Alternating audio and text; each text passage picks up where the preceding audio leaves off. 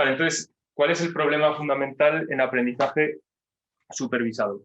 Aquí vamos a tener un conjunto de datos, unos datos que se pueden denominar ejemplos, se pueden denominar muestras, depende de qué mundo vengáis.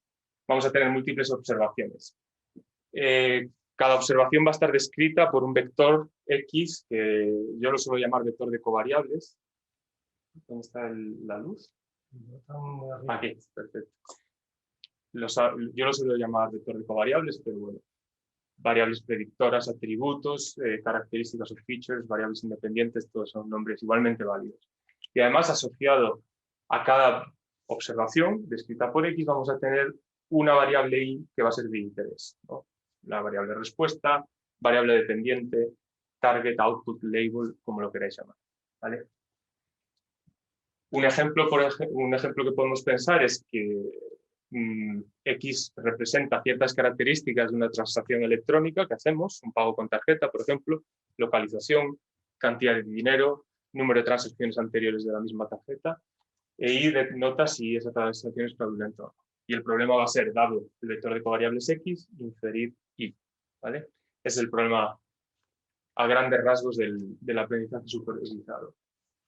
Entonces, el objetivo es obtener información sobre la relación de asociación entre las covariables y la variable dependiente. Y aquí os estoy poniendo en negrita la relación de asociación, ¿de acuerdo? Ahora explico por qué. Entre otras cosas, se pueden resolver preguntas como ¿qué variables influyen en la respuesta? ¿Cuáles de las covariables me están influyendo en que la transacción sea fraudulenta o no? O cuánto cambia la respuesta si cambio una de las covariables y mantengo el resto constante, por ejemplo. Esas son todas las preguntas que intentamos responder en aprendizaje supervisado. O otro objetivo, que en realidad sería un subconjunto del primero, pero lo ponemos por separado porque tiene bastante interés últimamente, es el de predecir el valor de la variable respuesta para nuevas observaciones. Vemos una nueva transacción, sus características, ¿es fraudulenta o no es fraudulenta?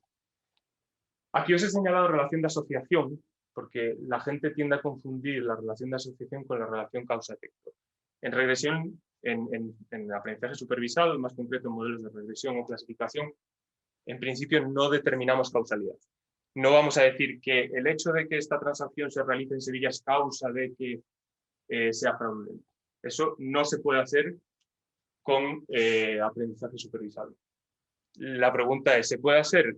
Y bien, hay un área de la estadística, se llama inferencia causal, que está explotando ahora mismo, es muy interesante y que intenta formalizar de manera matemática qué significa la causalidad y en qué condiciones podemos extraer relaciones causa-efecto de los datos. Pero en general, con lo que os voy a explicar hoy, solamente relaciones de asociación.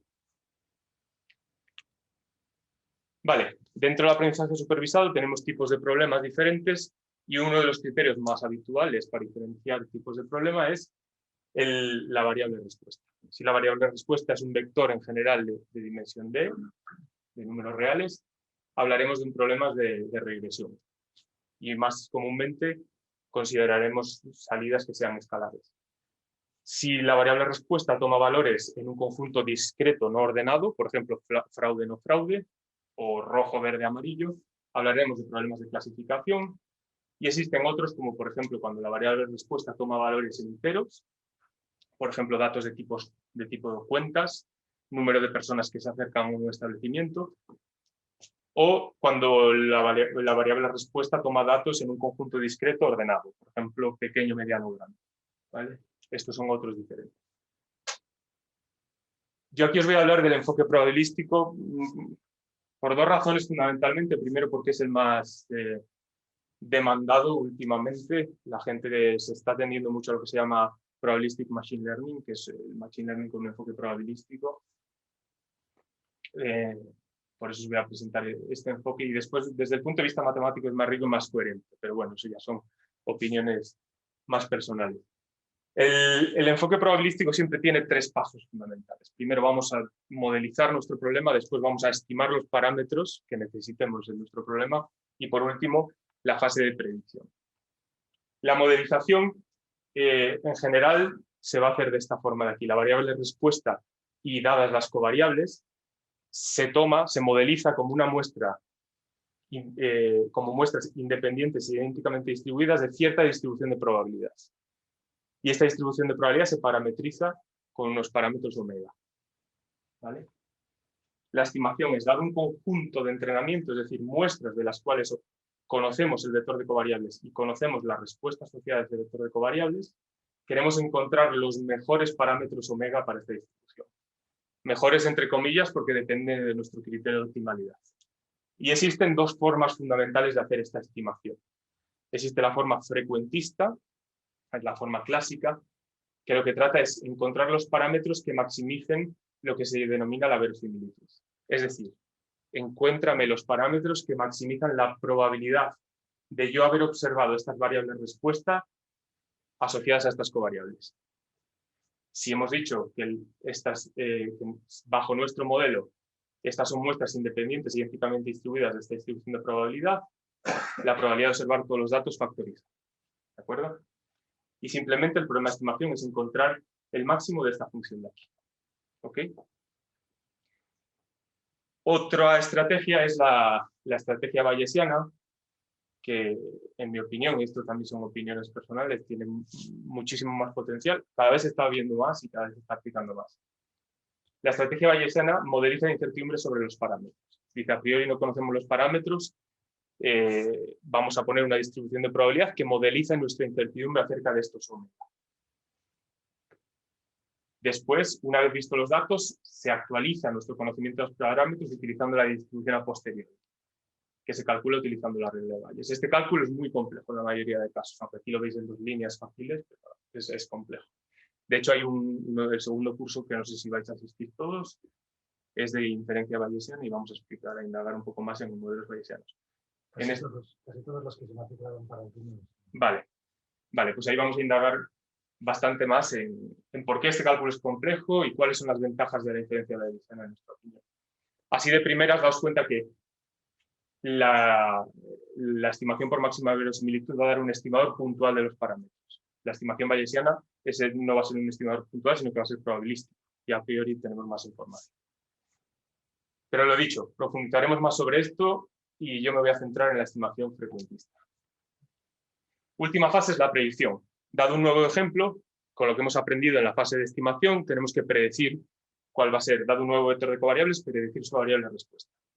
La estrategia suele ser, tenemos una cierta función, U, que se suele denominar utilidad, apelando a una parte de las matemáticas y a la teoría de la decisión. Veamos, tenemos una utilidad U que nos dice cuál es la ganancia que nosotros recibimos si clasificamos como ID una respuesta cuyo valor real es I. Si tenemos esa función, lo que podemos hacer es integrar el valor de I, pesándolo con esta probabilidad de I dado X que hemos calculado en la fase de estimación, y maximizar, aquí, disculpadme, me falta un argmax, ¿vale? Maximizar esta utilidad esperada, que se denomina, es el valor esperado de la utilidad bajo esta distribución de probabilidad, maximizarla para encontrar la decisión óptima sobre las nuevas variables. ¿Se entiende hasta aquí, más o menos? Esto es una introducción muy veloz.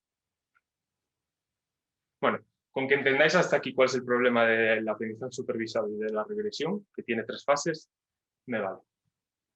Si queréis podéis pensar en casa cómo a partir de esta distribución de aquí, de la distribución a posteriori de los pesos, en la estimación bayesiana, cómo podemos calcular la probabilidad de I dado X. Le podéis dar una vuelta, es muy sencillo, simplemente utilizar las reglas de probabilidad que habéis estudiado todos. Vale, pues vamos ya a indagar más en concreto en alguno de los problemas de aprendizaje supervisado. Regresión lineal, este creo que lo visteis ayer rápidamente, paso muy por encima. Tenemos este conjunto de datos de entrenamiento. Simplemente creamos la matriz de los datos en los que se ponen los vectores de covariables como columnas de esta matriz y agrupamos todas las salidas en un vector i de tamaño n por 1. ¿Vale? N es el número de observaciones.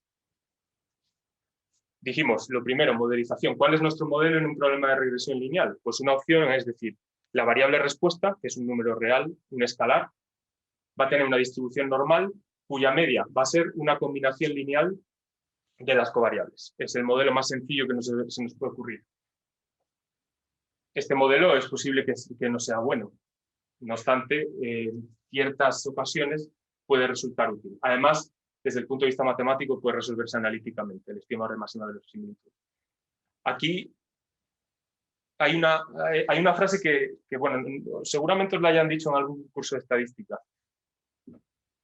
No hay ningún modelo correcto. Es una frase de Cox, que es un matemático, vamos, extraordinario. No hay ningún modelo correcto, pero hay algún modelo que es útil, ¿vale? O sea, nunca jamás nos vamos a crear un modelo que sea del todo acertado. Generalmente los problemas con los que vamos a tratar son problemas muy complejos. Imaginaos el comportamiento de un defraudador haciendo fraude, modificando las transacciones. Es complejo modelizar todos los aspectos. Pero hay modelos que nos van a resultar útiles, ¿vale? Vale, en concreto este modelo asumimos para la respuesta una distribución normal de media o una combinación lineal de las covariables. El estimador de máxima verosimilitud de los parámetros es el que minimiza esta cosa de aquí, que es el error cuadrático medio. ¿Vale? ¿Cómo llegar de aquí a aquí? Es muy sencillo y también os lo dejo por si alguien lo quiere demostrar. Si ves que os atasquéis en la demostración, me lo decís. Es muy sencillo, pero se puede probar muy fácilmente que bajo este modelo, si cogemos esta expresión de aquí, enchufamos aquí la distribución normal y calculamos el estimador de máxima verosimilitud, es equivalente a resolver este problema. ¿Vale? Bueno, pues este problema, como os he dicho, se puede resolver analíticamente. Podemos tomar el gradiente de esta expresión, que nos va a salir esto de aquí, igualamos a 0 para encontrar el mínimo y estos van a ser los pesos que minimicen los mínimos cuadrados. Y este es el estimador de máxima verosimilitud de los pesos. ¿De acuerdo? Regresión logística. En este caso la salida es discreta y toma valores, en este caso nos centramos en problemas de clasificación binaria, es decir, la variable respuesta toma valores en un conjunto discreto no ordenado de dos elementos. Los llamamos sin pérdida de generalidad 0, 1. Y nuestro modelo, vamos a decir que la respuesta sigue una distribución de Bernoulli con parámetro P. Eso quiere decir que con probabilidad P toma valor 1, con probabilidad 1 menos P toma valor 0. ¿Cómo modelizamos? Pues evidentemente las probabilidades tienen que estar entre 0 y 1. Una combinación lineal de las variables puede estar entre menos infinito e infinito. Los pasamos a través de esta función de aquí, que llamamos sigmoide, que mapea el eje de los reales en 0, 1. ¿De acuerdo? Y así modelizamos la P. Siguiente fase, estimación. Necesitamos sacar W tal que maximice la verosimilitud. Y de nuevo, otro ejercicio que os propongo si queréis hacer. Maximizar la verosimilitud equivale a minimizar esta expresión de aquí. ¿Vale? Otro truquillo que os puede servir es de maximizar la verosimilitud es lo mismo que maximizar el logaritmo de la verosimilitud. Pues es una transformación muy. Entonces, aquí los productos que aparecen inicialmente se van a convertir en sumas al pasarlos por el logaritmo. Este problema no es tan bonito como el anterior, no se puede resolver analíticamente, pero se puede resolver numéricamente. No voy a entrar en los detalles, pero bueno, es un algoritmo, una modificación del algoritmo Newton-Raphson que yo creo que lo habréis visto todos en la carrera. Vale, modelos lineales generalizados. Os he dicho que la variable respuesta podía ser un número real, hemos visto el caso de la regresión. Puede tomar valores en un conjunto discreto no ordenado, clasificación. Pero puede tomar valores tipo entero, puede tomar valores en un conjunto discreto no ordenado, o sí ordenado, perdón. Podemos generalizar lo que hemos visto hasta ahora, que son solamente modelos lineales, utilizando este truco de los Generalized Linear Models. Esencialmente tienen dos componentes los modelos lineales generalizados. Tienen una distribución que va a seguir la variable respuesta con media mu. Por ejemplo, para la regresión lineal esta distribución era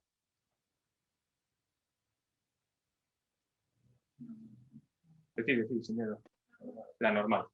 Y para la regresión logística, Bernoulli. Vale, en general vamos a tener una distribución de la variable i con media mu. Y lo que vamos a construir es un predictor lineal, es decir, nuestras covariables siempre van a entrar en una combinación lineal y vamos a mapear esta combinación lineal a la media de esta distribución a través de una función g. Esta función, en el caso de la regresión lineal, ¿cuál es? ¿Sí? La identidad. La identidad. En el caso de la regresión logística es esta función sigmoide que os dice, que mapea el eje de los reales al cero. Esta función en general se llama función de enlace o link function en inglés, ¿vale? Y proporciona la relación entre la media de la distribución y el predictor lineal.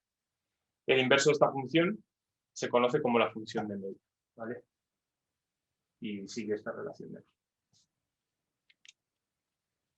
Ejemplo de regresión logística, ya se pregunta cuál es la distribución, era la Bernoulli, y cuál es la función de enlace, es la sigmoide. Por último, en la distribución de Poisson, en esta distribución se utiliza frecuentemente cuando queremos modelizar datos que son tipo de cuentas, ¿vale? Número de personas que entran en un establecimiento, como os dije antes. En este caso, la variable respuesta tiene una distribución Poisson de media mu. La media de la distribución de Poisson, me imagino que la hayáis visto, tiene tomado valores entre 0 e infinito. Entonces lo que se hace es pasar a través de la función exponencial el predictor lineal para dejarlo entre 0 e infinito. También es posible utilizar otras distribuciones como la gamma, la exponencial, la multinomial, etc. ¿Vale? Bueno, esta era una introducción muy breve a modelos generalizados lineales. Es muy sencillo implementarlos en R. Podéis utilizar esta librería más. Me dijo David que la mitad más o menos sabéis R aproximadamente. Bueno, no va a ser exigencia el curso, que lo sepáis. Además, hay otros lenguajes de programación, cada uno escoge el que quiere. Para estadística, R y Python. Para Machine Learning, inteligencia artificial, más Python que R, pero ambos son buenos lenguajes.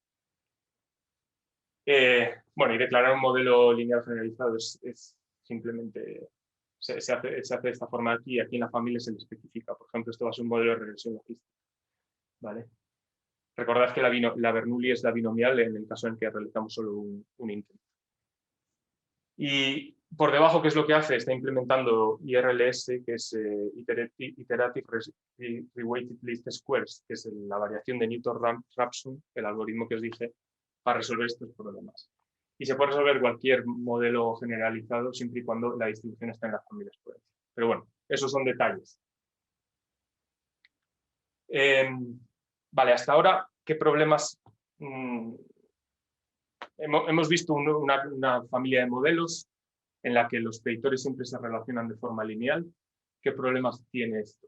Entre otros. Primero, que tiene poca flexibilidad, tiene un sesgo grande, y es que la mayor parte de las relaciones que vamos a observar en datos reales no van a ser lineales. Si pensáis en dos dimensiones, en un problema con la variable respuesta y una sola covariable, aquí únicamente nos estamos restringiendo a problemas en los que la relación entre la variable respuesta y la covariable es lineal. Pero hay muchísimos casos en los que esto no podría ser lineal. ¿Cómo podemos solventar este problema? Podemos meter una covariable a mayores, que sea la covariable original elevada al cuadrado, por ejemplo, o cualquier transformación de la covariable original. Siempre que tengamos linealidad en los pesos, estaremos ante una regresión lineal, ¿vale? Pero podemos meter tantas covariables como quisiéramos. Y eventualmente, metiendo muchas covariables, podremos ajustar los datos de entrenamiento también como queramos. Por ejemplo, si tenemos 3 puntos en nuestro conjunto de entrenamiento, 3 datos, únicamente metiendo la covariable x y la covariable x cuadrado vamos a poder ajustar perfectamente los datos con error cero, ¿vale? Porque hay una parábola que pasa por los 3 puntos. Metiendo más y más, siempre podemos ajustar también como queramos el conjunto de entrenamientos. Esto quiere decir que se puede disminuir el sesgo de los modelos. Ayer os hablaron de sesgo y varianza, o muy rápidamente. Bueno, os explico muy brevemente el concepto. Sesgo quiere decir que nos estamos adaptando bien a los datos de entrenamiento. Varianza quiere decir que si cambiamos ligeramente los datos de entrenamiento, si los muestreamos de nuevo, el modelo va a cambiar mucho.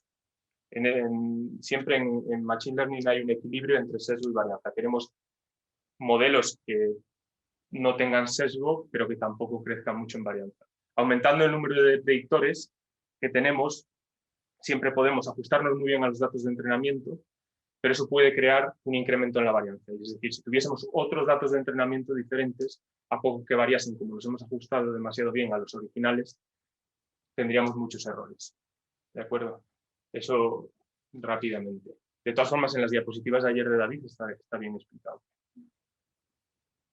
Entonces existe este trade-off entre sesgo y varianza. Podemos hacer modelos muy complejos, muy flexibles, o sea, que se adaptan muy bien a los datos de entrenamiento, pero podemos pecar de modelos demasiado complejos que se adaptan demasiado bien a los datos de entrenamiento y que cuando vayamos a la vida real a otros datos diferentes, fallen.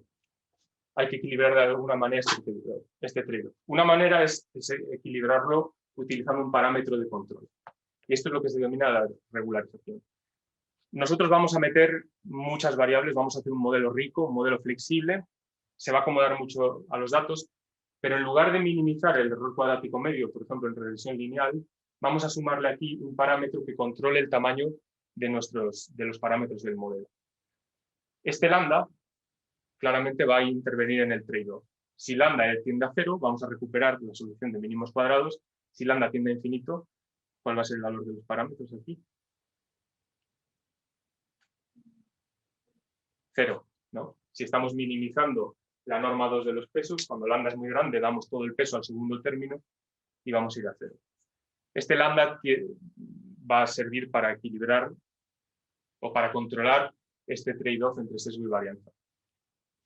Y en concreto, este lambda, ¿cómo se elige? Esa es la pregunta de oro. Lo que se suele hacer ahora, que hay muchísimos datos, en general tenemos muchos problemas, muchos datos disponibles, se separa una parte de los datos que no se observa y esa parte, que se denomina conjunto de validación, se utiliza para escoger el lambda óptimo, minimizando alguna métrica que nos interese dentro de eso. Eso sería la solución ahora de la era del Big Data. Antes había mucha teoría para determinar el lambda, ahora el poder computacional ha sobrepasado niveles inesperados y permite hacer cosas como esta. ¿Vale? Otra posibilidad para hacer regularización es en lugar de sumar aquí la norma 2 pesada con el parámetro lambda, se puede sumar la norma 1. Y eso es equivalente, la formulación dual de este problema de optimización es esta, ¿vale? Es equivalente a resolver ambos problemas. Y os preguntaréis, ¿por qué la norma 1 no la norma 2? ¿Cuáles son las diferencias? ¿Cuál me conviene más a mí? Pues bueno, depende, pero lo que sí se puede probar, o se puede, al menos os voy a dar una intuición, es que normalizando, incluyendo aquí el parámetro multiplicado por la norma 1, vamos a hacer selección de variables. ¿Eso qué quiere decir? Que va a haber ciertos parámetros W, ciertas componentes W, que al resolver este problema de optimización se van a ir a 0. En el caso anterior, con la norma 2, en general todos los omegas se van a hacer cada vez más pequeñitos a la medida que incrementamos lambda, pero no se van a ir a 0. En este caso, los omegas se van a ir a 0. ¿De acuerdo? Entonces, un poco la comparativa entre las dos. La de la norma 2 se llama regresión Rich, es un proceso continuo en el que todos los coeficientes se van reduciendo, pero rara vez son exactamente 0. Eso da modelos menos interpretables, porque imaginaos que de primeras tenemos 1000 covariables, que puede ser el caso perfectamente, 1000 covariables, ninguna se va a 0, tenemos un modelo con relaciones muy complejas entre ellas. Si en cambio somos capaces de reducir algunos coeficientes y poner el resto a 0, pues acabamos con modelos más parsimoniosos, que se llaman estadística. Bueno, os voy a enseñar directamente esta segunda visualización que a mí me gusta mucho. Simplemente no es nada formal, solamente para daros una intuición de por qué algunos coeficientes se van a 0. Pensad en el caso de la norma L2, ¿no? Y vamos a escribir, ¿se puede pintar aquí en la pizarra? Sí, ¿La ven? De hecho, escribió porque ya está puesto para que lo lean. Vale, perfecto. Te quito de compartir pantalla para que lo vean. Eso, dejar de compartir pantalla. Vale. Bueno, va a ser un segundo, sin más. Sí, pero... Sí. Bueno, está en este de aquí. En el botón rojo. Continuar. No. Sí. Vale. Bueno, en el caso de la regularización L2, ¿vale? Estábamos resolviendo este problema. Minimizar en omega. Teníamos la respuesta menos x por w al cuadrado más un parámetro por la norma 2. omega. ¿Vale? La formulación dual de este problema de optimización no es difícil de mostrar, que es minimizar en omega el error cuadrático medio sujeto a que la norma 2 de los pesos es menor o igual que cierto valor t. Que estos dos problemas sean equivalentes quiere decir, grandes rasgos, que para cada lambda existe un t tal que las soluciones de ambos problemas son las mismas. ¿De acuerdo? Para el problema de la regularización L1, teníamos aquí la norma 1 y se puede demostrar que ese problema es equivalente, como se ha puesto en la diapositiva, sujeto a que la norma 1 de los pesos es menor o igual que cierto. ¿Vale? Mismo sentido que antes. Aquí ahora vuelvo a compartir, ¿verdad? Eso.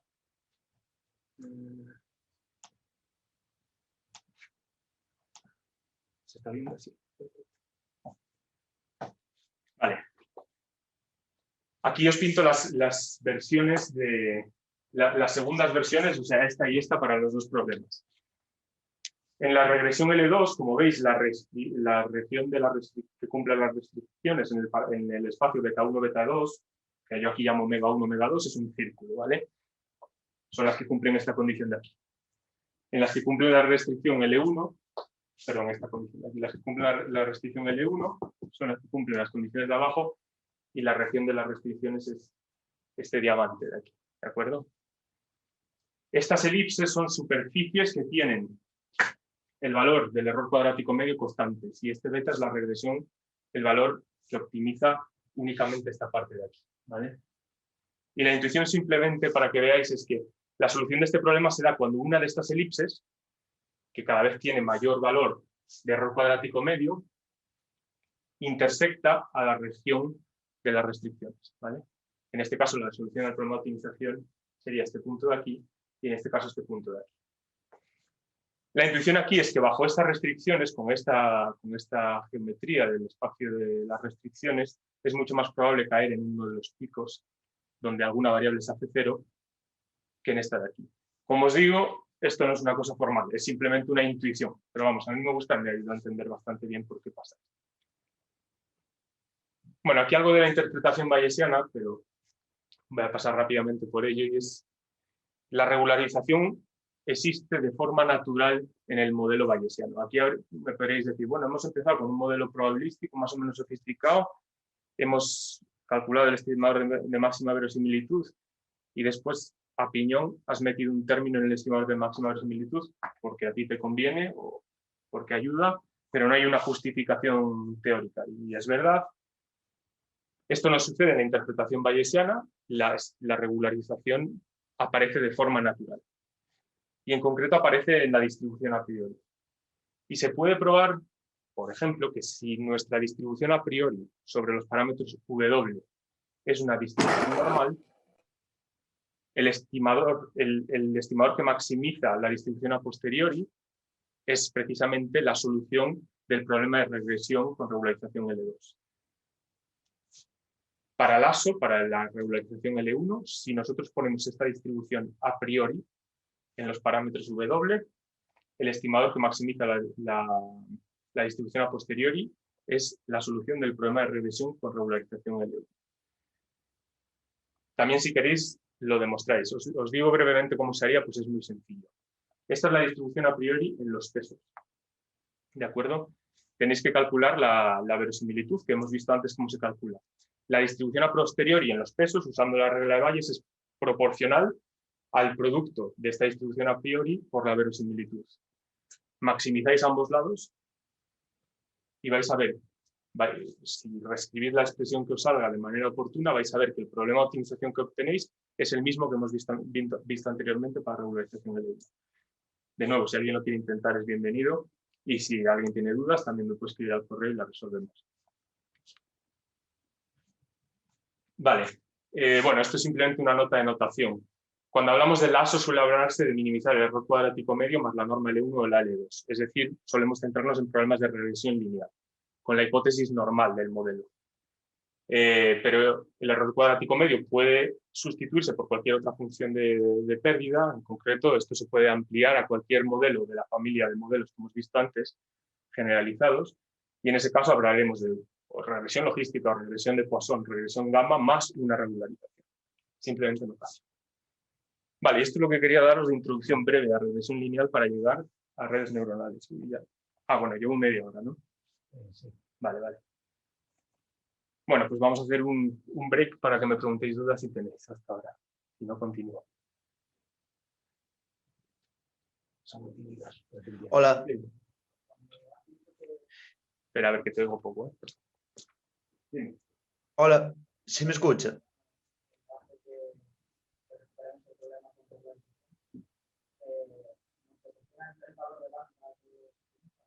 Directamente no, pero sí hay formas de proporcionarlo usando únicamente datos de entrenamiento.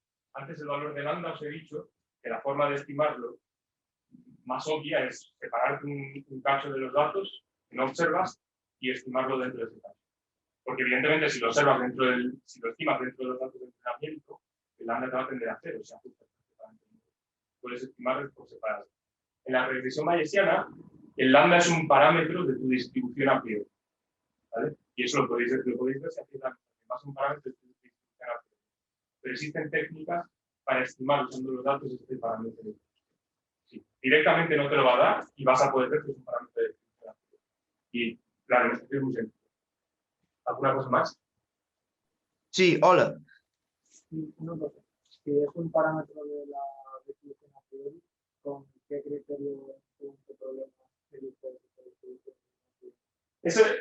Bueno, esa es una pregunta sobre la que vamos a hablar en el curso de influencia bayesiana.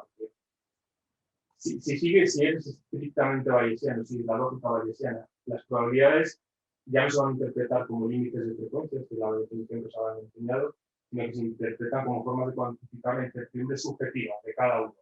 Entonces ese parámetro lo tendrías que elegir, por tu distribución a priori en general, la tendrías que elegir de forma que refleje tu incertidumbre real acerca de esos parámetros. Tu incertidumbre puede ser mucha y tú puedes poner una distribución no informativa, pero eso sería lo óptimo si eres bayesiano. Lo que pasa es que también hay un compromiso entre distribuciones a priori que sean muy complejas para que reflejen tu información o que sean algo más sencillas para que sean tratables desde el punto de vista matemático. Pero es vamos, en la clase del jueves algo os voy a comentar. En el chat te preguntan, en Lasso Rich, ¿cómo se pasa del planteamiento con lambda a la formulación dual? De aquí a aquí, utilizando este es el multiplicador de Lagrange, utilizando eso. Pero vamos, la derivación es muy sencilla. Viene en Wikipedia. ¿Sí? ¿Me están escuchando? ¿No? Sí. Pues es muy sencilla. ¿Más? Una cosa. Que antes has dicho que para estimar el lambda, que partías en test y no esto, pero los datos de test no es como lambda. No, hay tres conjuntos. Está entrenamiento, validación, que es para escoger hiperparámetros, y test. El test es únicamente, lo ideal sería utilizarlo una vez para medir la precisión de tu modelo, nada más. Porque si utilizas continuamente los datos de test, al final te vas a ajustar a los datos de test. Eso es buen punto, sí. Vale, gracias. Muy bien. Vale, redes neuronales. ¿Alguien sabe algo de redes neuronales? Vale. Bueno, pues si veis que digo algo mal, me lo decís. Cada vez es un tema más candente, como veis, aunque yo lo considero que es una parte muy pequeña dentro de todo lo que hay en aprendizaje automático. Pero bueno, es interesante y mi idea hoy, o mi objetivo sería haceros entender por lo menos el algoritmo de backpropagation. No sé si vosotros lo conocéis, ¿vale? ¿Entendéis por qué es tan poderoso? ¿Sabéis? Bueno, por lo menos porque es algo que no se enseña frecuentemente, pero vamos a entender cuál es el interés dentro del algoritmo de backpropagation y también un poco que entendáis la importancia que tienen los algoritmos de optimización en redes neuronales, en concreto el descenso por el gradiente estocástico. No sé si alguno habéis oído hablar de... Bueno, es un algoritmo para resolver o para encontrar los estimados de máxima verosimilitud de los pesos en una red neuronal. Así que vamos a ello. Vale, ¿cuáles son los problemas hasta ahora? Antes os dije que para resolver la hipótesis lineal, que es muy poco flexible, lo que podíamos hacer es encontrar nuevas variables, meter nuevas variables a mano. Esta es todo un área de la inteligencia artificial que se llama Future Engineering, que es, pues, antes dijimos, si tenemos una relación que nos parece cuadrática, pues no solo meter x, sino meter x cuadrado. Pero claro, hacer esto a mano puede ser exhaustivo. Idealmente lo que nos gustaría es que el algoritmo que utilizásemos no solo aprendiese la relación de asociación entre las covariables y la respuesta, sino también que aprendiese una representación oportuna o una representación útil en la cual sea más fácil encontrar esa relación de asociación, ¿vale? Es decir, que haya variables derivadas, pero que las aprenda el propio algoritmo, que no las tengamos que meter a mano. Y esperamos que en este nuevo espacio, bajo esta nueva representación, el aprendizaje sea más sencillo. Pero claro, crear nuevas variables es, primero, muy importante para encontrar un buen rendimiento, pero segundo, muy dependiente del problema. No es lo mismo crear nuevas variables, por ejemplo, en el problema que os he hablado del fraude, que a lo mejor sí que podemos imaginar alguna variable que nos pueda interesar. Por ejemplo, digamos, vemos una transacción que es fraudulenta en una tarjeta, pues calcular el importe medio de las transacciones anteriores en esa tarjeta. Es una covariable que podemos nosotros calcular a mano, derivarla, pero no hay un proceso estandarizado para hacerlo. Ya no os hablo si los datos de entrada son imágenes que vienen representadas por una matriz de píxeles, ¿no? De dimensión alto por ancho por número de colores. Ahí crear variables derivadas pues sería crear variables que me refieran a una región concreta del espacio. Pero vamos, sin duda es un problema que no está estandarizado y el objetivo de las redes neuronales es estandarizarlo. Y precisamente lo que hacen es automatizar la creación de esas nuevas variables. Vamos a ver cómo se hace. Y esto simplifica la resolución de nuevos problemas. No es necesario tener conocimiento específico sobre el problema para crear nuevas variables. Lo que os dije antes del importe medio de las transacciones anteriores, eso es un ejemplo real. Un problema de detección de fraude que hice, resultó que creamos esa variable nosotros a mano y fue bastante útil, mejoró la precisión. Pero claro, teníamos conocimiento, más bien, en lugar de tener conocimiento, hablábamos con expertos del tema, que son los que nos contrataron para hacer este proyecto, y nos dijeron que esa variable podía ser determinante. Y además por tanto, automatizarla es importante cuando no tenemos conocimiento específico. Y además es un proceso mucho menos costoso que crear nuevas variables a mano, tanto en tiempo como muchas veces en dinero.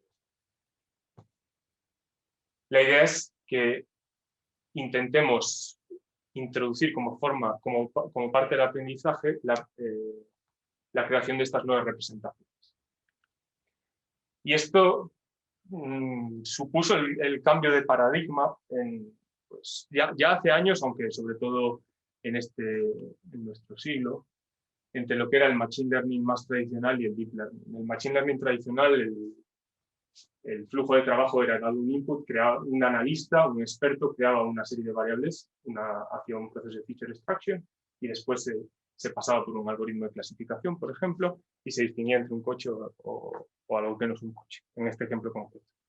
El Deep Learning ha revolucionado este paradigma, lo ha cambiado completamente y ahora tanto la extracción de covariables como la clasificación se realiza como parte del mismo proceso. Los datos informan sobre cuáles son las representaciones útiles. Y esto se puede hacer gracias a que tenemos más datos, tenemos más poder computacional y hay ciertas innovaciones algorítmicas. Y esa es la razón por la que el Deep Learning está de moda, las tres razones. No hay más. Más datos, más poder computacional y alguna innovación algorítmica, que es lo que os quiero contar. ¿Vale? Un ejemplo sencillo, pues clasificar imágenes médicas en sano enfermo. Imaginaos que tenemos esta imagen de aquí. Antes de la revolución del Deep Learning, una parte de trabajo importante consistía en preprocesar las imágenes de microscopio. Pues, por ejemplo, segmentar las células, identificar el núcleo de las células y crear datos tabulares a partir de una imagen. Con las redes neuronales son capaces de extraer automáticamente estas variables importantes y directamente clasificar una imagen, que es lo que entra al modelo, en enfermo o sano. Eso es simplemente un ejemplo ilustrativo. Vale, redes neuronales hay muchos tipos diferentes y hoy simplemente mi objetivo es que entendáis el funcionamiento de una de las más sencillas, no por ello menos útil, se sigue usando mucho y sobre todo se usa como parte de otros modelos más complejos, que es el percentrón multicapa. ¿Vale? Vale, hasta ahora hemos visto modelos en los que la respuesta o algún parámetro de la respuesta se escribía como una función de una combinación lineal de las covariables. Que esto ya hemos dicho que podemos aumentar utilizando funciones base. Es decir, nosotros podemos introducir más variables a mano, como os dije, meter x cuadrado, x cubo, coseno de x. Eso en general lo podemos escribir así, como que la respuesta la vamos a escribir, aquí me falta la función, disculpadme, pero una combinación lineal de las funciones base. Aquí una función sería que a x le asigna x cuadrado, por ejemplo. Otra función base sería que a x le asigna x.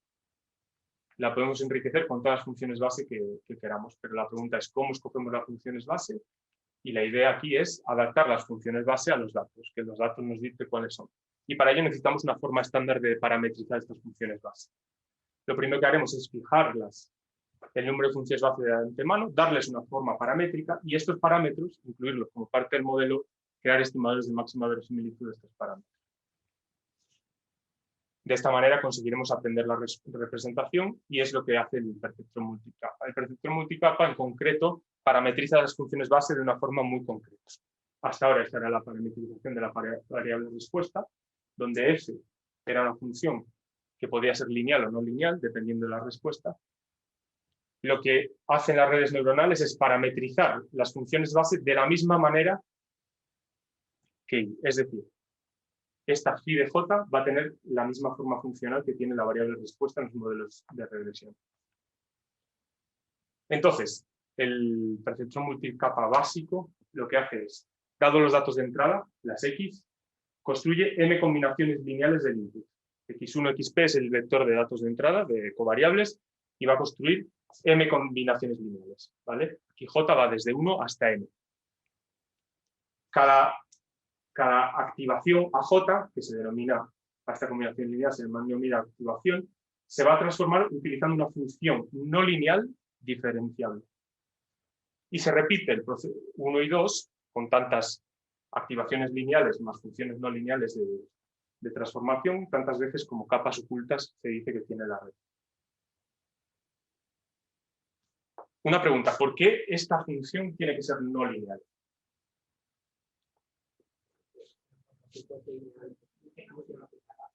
Exactamente. Si imaginaos que nosotros tenemos 10 capas y en cada capa no transformamos esto con una función no lineal, sino que hacemos transformaciones lineales. Una transformación lineal de una transformación lineal es otra transformación lineal. Finalmente no estaríamos haciendo nada. ¿De acuerdo? De esta forma somos capaces de incluir no linealidad. Algo de notación, aquí los pesos de esta transformación lineal, los WJI, se denominan pesos y los WJ0 se denominan bayas, ¿vale? Comúnmente, en general, se suele incorporar los bayas dentro del vector de pesos y para ello se añade artificialmente una covariable que vale 1, ¿de acuerdo? Y entonces esto se puede expresar como un producto escalar. Y bueno, esto es lo que acabo de preguntaros. Vale, entonces ya tenemos que el vector de covariables iniciales lo vamos a ir transformando sucesivamente utilizando transformaciones lineales más funciones no lineales. Una vez que hayamos hecho esto tantas veces como nos gusta, necesitamos transformar ese conjunto de números a una salida. Y esa será la última capa, que se llama capa de salida, y la función no lineal o la función de activación de la capa de salida dependerá de la naturaleza del problema. Por ejemplo, para la regresión, esta función será la identidad. Es decir, esa transformación lineal que crearemos en la última capa, la pasaremos por la función de identidad y nos dará un escalar. Si tenemos clasificación binaria, la salida tiene que estar entre 0 y 1, porque si es una probabilidad, entonces la activación será la función sigmoide. Si es multiclase, utilizamos esta otra función que llamamos softmax, ¿vale? Si hay varias clases. Si hay 10 clases aquí, hay 10 valores de salida y la suma de estos 10 valores va a ser 1 por la forma que hemos construido esta función. Por último, deciros cuáles son las funciones de activación más comunes en las capas de intermedias, esa función h no lineal de la que hemos hablado. Y bueno, tradicionalmente se utilizó la función sigmoide, esta de aquí, aunque hoy en día se está atendiendo más a funciones de esta manera de aquí. La razón, como muchas de las otras cosas que pasan en redes neuronales, es que hay razones intuitivas, razones específicas y formales no hay tantas. La razón intuitiva aquí es que al final nosotros vamos a pasar los datos a través de una función muy compleja con muchos parámetros y vamos a querer optimizarla. Esta optimización se va a hacer calculando gradientes de la función de coste con respecto a los parámetros y moviendo los parámetros en la dirección negativa del gradiente. La función sigmoide, si veis, en la mayor parte de su dominio, el gradiente es muy pequeñito, 0. Eso quiere decir que el aprendizaje, la iteración de los pesos, va a ser muy lento. Sin embargo, esta función, en gran parte de su dominio, la derivada es 1, ¿vale? O constante, en concreto es 1. Es una de las razones por las que se está utilizando más este tipo de activaciones. Ya os digo, razones intuitivas.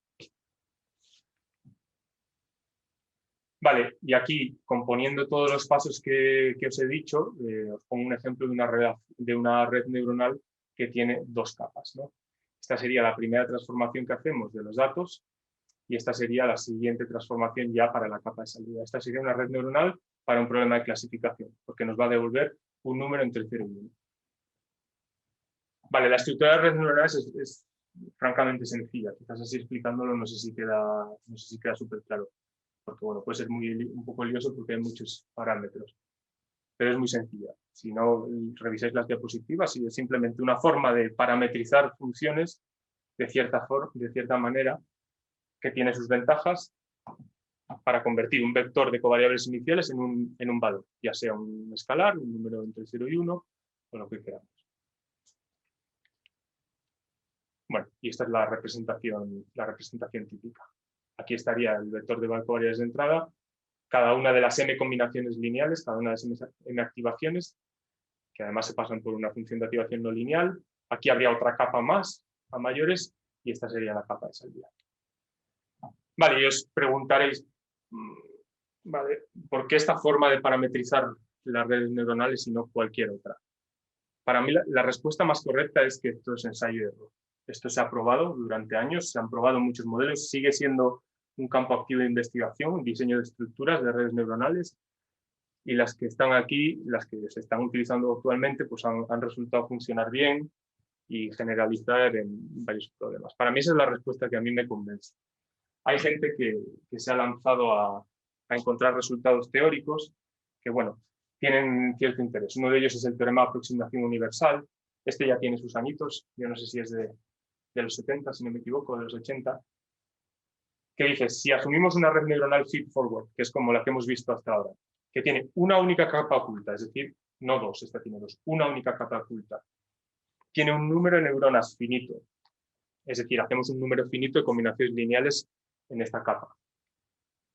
Y este teorema aplica para ciertas funciones de activación que tienen que ser continuas y diferenciables, como la función sigmoide.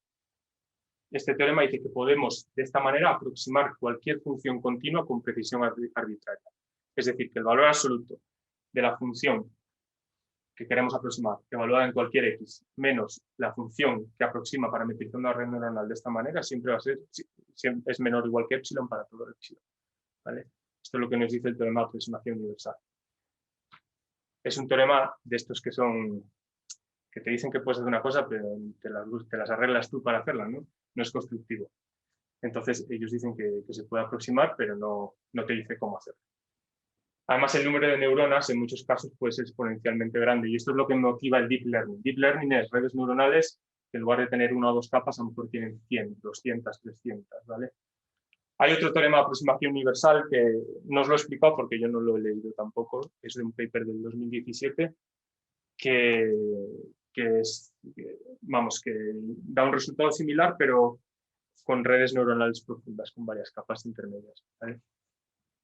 Si alguien quiere referencia, se la paso. Vale. Bueno, pues ya tenemos diseñado cómo nosotros vamos a coger el vector de datos de entrada, lo vamos a transformar con una serie de funciones parametrizadas en un vector de salida. Ahora, ¿cómo entrenamos? ¿Cómo aprendemos los parámetros que son óptimos? Si recordáis, en la regresión asumíamos que el target, la respuesta, tiene una distribución normal con media parametrizada de esta forma. En regresión lineal esto era simplemente una combinación lineal de las X pesadas con los W, ¿no?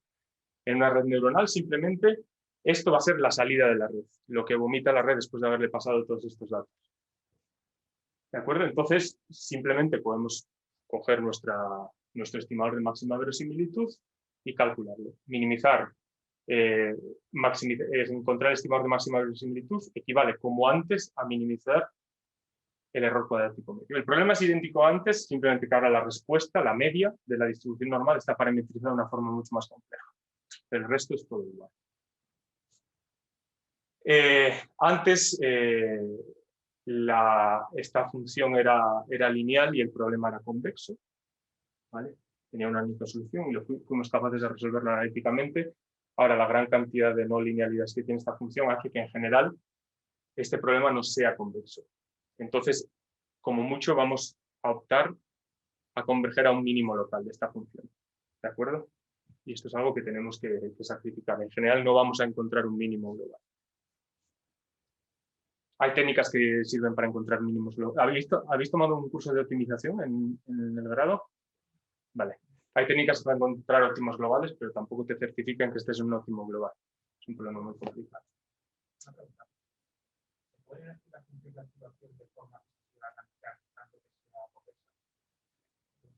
Pues a priori no te sé responder. Tendría que, o sea, con las típicas en general no va a ser convexo.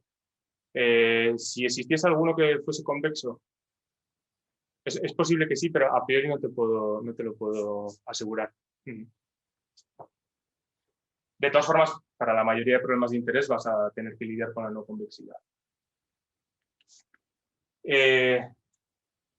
Vale, esto era en regresión. En clasificación, exactamente igual que antes, el problema de entrenamiento va a ser minimizar esta vez la entropía cruzada, porque construir los estimadores de máxima verosimilitud de los parámetros equivale a resolver este problema de optimización. ¿De acuerdo? Paso rápidamente sobre esto. Y en la clasificación multiclase, encontrar los estimadores de máxima verosimilitud de los parámetros equivale a minimizar esta expresión. ¿Vale? Todo esto... Vale.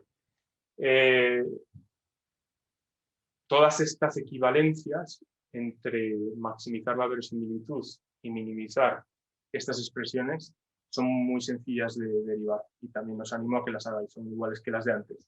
Daos cuenta que el problema al que estamos enfrentándonos, como tenemos todavía linealidad en los omega, como únicamente hemos incorporado una nueva parametrización de los omega, el problema es esencialmente el mismo, el problema de optimización. Vale. Entonces, una vez que hemos definido una función de coste y ya hemos visto cómo definirlas para problemas de regresión lineal, para problemas de clasificación de dos clases y para problemas de clasificación multiclase, lo siguiente que necesitamos hacer es encontrar los pesos que optimicen esta función. Y como ya os dije, es un problema no convexo, que rara vez se puede resolver de forma analítica y vamos a tener que utilizar métodos numéricos.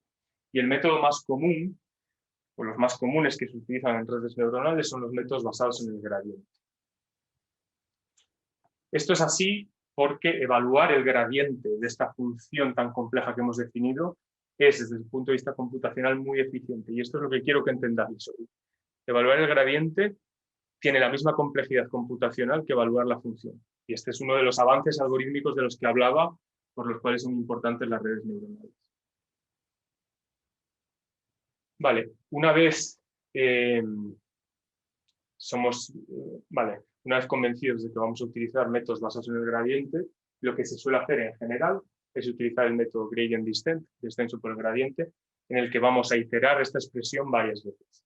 En cada iteración vamos a actualizar el valor de todos los pesos, este W es el vector de todos los pesos de la red neuronal, lo vamos a mover en la dirección negativa del gradiente, de la función de coste que estemos utilizando, pesando con un parámetro que se llama tasa de aprendizaje, learning rate, que finalmente será un hiperparámetro que también tendremos que validar. En cada iteración vamos a tener que evaluar este gradiente de aquí. Para evaluar este gradiente vamos a tener que acceder a todos los datos. Es decir, vamos a tener que coger todos los datos del conjunto de entrenamiento, pasarlos por la red, calcular la función de coste. Si recordáis, en la función de coste, por ejemplo, aquí se estamos sumando a todos los datos del conjunto de entrenamiento. y evaluar este gradiente. Entonces, esto en principio tiene una complejidad proporcional al número de datos que tengamos. Hasta hace unos años esto no era un problema, porque no solíamos enfrentarnos a muchos datos, pero ahora imaginad, por ejemplo, hay un problema que estamos ahora mismo resolviendo en el grupo. Estamos lidiando con 800.000, casi 1 millón de datos. En este caso son datos son datos de Twitter. Cada punto es un usuario descrito por sus tweets y queremos extraer ciertas conclusiones relacionadas con la personalidad de esos usuarios. 800 y pico mil, casi 1 millón de usuarios equivalen, creo que tenemos unos 30 y pico gigas de datos. Imaginad primero tener en memoria 30 y pico gigas. Bueno, actualmente ICEMAT tiene ordenadores muy buenos además y que tienen más memoria RAM que todo eso. Pero bueno, imaginaos un ordenador más modesto, acceder a todos los datos en cada iteración, cargarlos en memoria y hacer un cálculo. Esto puede ser muy complejo. Ya no digamos si vamos a los modelos, a estos modelos que han hecho, bueno, empezó OpenAI, que es una empresa americana, y ahora el gobierno chino está en una carrera armamentística contra ellos. Y creo que los últimos modelos se llama WuDao, chino, ha utilizado, bueno, no recuerdo bien, pero a lo mejor eran del orden de 100 teras de datos para entrenar su modelo. Y su modelo tenía trillones de parámetros, trillones de W. Como veis, en esta era del Big Data es impensable cargar en memoria RAM todos los datos que tenemos y hacer cálculos sobre todos los datos. Y aquí viene la siguiente innovación algorítmica que a mí me parece la más importante, además que tiene historia, que ha permitido escalar el uso de redes neuronales a los entornos de Big Data. Y es el descenso por el gradiente estocástico. Aquí lo que se hace esencialmente es aprovechar que la función de coste tiene esta forma de aquí, en general, en los problemas que estamos enfrentando. Se puede expresar como la suma, desde igual a 1 hasta n, de la función de coste evaluada en cada uno de los puntos del conjunto de entrenamiento. ¿Vale? Y lo que se propone es, en cada iteración, vamos en lugar de trabajar con el gradiente, que simplemente para calcular el gradiente de esta función sería 1 dividido entre n por la suma del gradiente de cada una de estas piezas, en lugar de trabajar con el gradiente evaluado en todos los datos, vamos a trabajar con una estimación del gradiente. ¿De acuerdo? Y esta estimación la vamos a construir de esta manera. Escogemos un dato de los que tenemos en nuestro conjunto de entrenamiento al azar con una distribución uniforme. Es decir, con probabilidad 1 entre n, escogemos cada uno de los datos que tenemos. Escogemos uno, evaluamos el gradiente en este dato que hemos escogido y actualizamos los parámetros de esta forma de aquí. Mi pregunta es, ¿cuál es? Evidentemente, este nuevo gradiente es una variable aleatoria, ¿no? Si repetimos el experimento, nos va a dar una cosa diferente porque vamos a escoger un dato diferente. La pregunta es, ¿sabríais decir cuál es el valor esperado de este estimador del gradiente?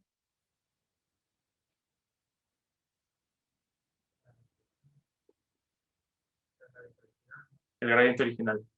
¿Lo veis? ¿Lo hago en la pizarra? Sí, vamos bien de tiempo. Tengo que hacer el cambio, ¿no? Sí, dejar de compartir ahí y ya está. Y ya está.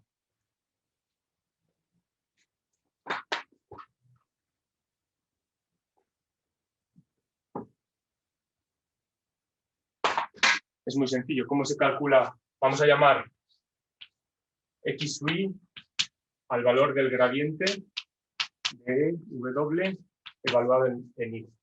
Lo que se hace primero es escoger i de acuerdo con una uniforme entre 0, bueno, 1, 2, hasta n, ¿no? Escojo i de acuerdo con una distribución uniforme y evalúo el gradiente utilizando ese dato. Paso ese dato por la red neuronal y evalúo el gradiente. ¿Cuál es el valor esperado de xi? Utilizando la definición de valor esperado de variables aleatorias, que además tienen una distribución que es discreta. Esto es la suma desde igual a 1 hasta n de x sub i por la probabilidad de haber escogido este x sub i. ¿Esta probabilidad cuánto vale? 1 partido n.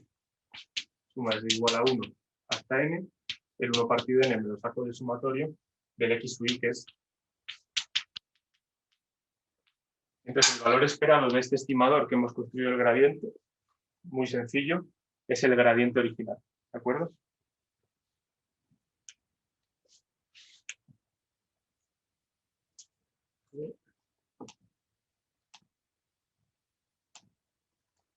Vale, y os pregunto esto porque hay un teorema, antes de explicar esto, hay un teorema de un área que se llama la aproximación estocástica, y es un teorema de 1954, fijaos si es antiguo, de Robbins-Monroe, que dice que se puede demostrar la convergencia a un mínimo local de esta expresión de aquí, siempre que se cumplan dos condiciones.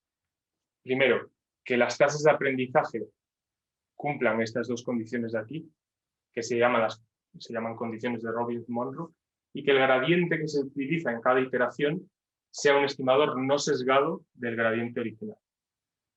No sesgado quiere decir que su valor esperado es el gradiente original. Este resultado es muy potente porque si antes la complejidad era del orden del número de datos para evaluar el gradiente en cada iteración, ahora ¿de cuánto es? Proporcional a la de evaluar un único dato. Estamos cogiendo uno. Y esto se puede hacer exactamente igual cogiendo un conjunto de datos, lo que se llama en inglés mini batch, o mini lote. Cogemos B datos al azar de nuestro conjunto de entrenamiento siguiendo esta distribución uniforme y actualizamos de esta forma de aquí. ¿Vale? Entonces ahora ya la complejidad pasa del orden de n, de evaluar n datos, al orden b, de evaluar b datos. No es necesario además tener toda la matriz de datos X en memoria, sino solo los datos de cada minilote. ¿Cómo funciona cuando tenemos peras de datos? Bajamos el tamaño del minilote hasta cantidades que podemos asumir. Si somos nosotros, 16 gigas. Si eres Google, pues no sé, muchos más. Pero bueno, de todas formas, disminuir el tamaño del minilote hasta lo que puedas asumir. En cada iteración cargas en memoria los datos del minilote, te evalúas el gradiente, actualizas tus parámetros, los tiras, vuelves a cargar. Entonces, en cada iteración estás cargando en memoria únicamente lo que tú puedes asumir. Y aún así hay un resultado teórico que te garantiza que vas a converger a un mínimo local. ¿Vale? Bueno, y además hay otra ventaja, aunque esta está un poco cogida entre pinzas. Dice que hay mayor probabilidad de escapar de óptimos locales que con gradient descent, porque un punto estacionario de la función objetivo original no tiene por qué ser un punto estacionario de la función del stochastic gradient descent. Pero bueno, esta es una intuición que se da mucho. A mí todavía no me convence. Vamos, no es sencillo de demostrar. Vale. Y bueno, esta es simplemente una ilustración así tonta de la estocasticidad.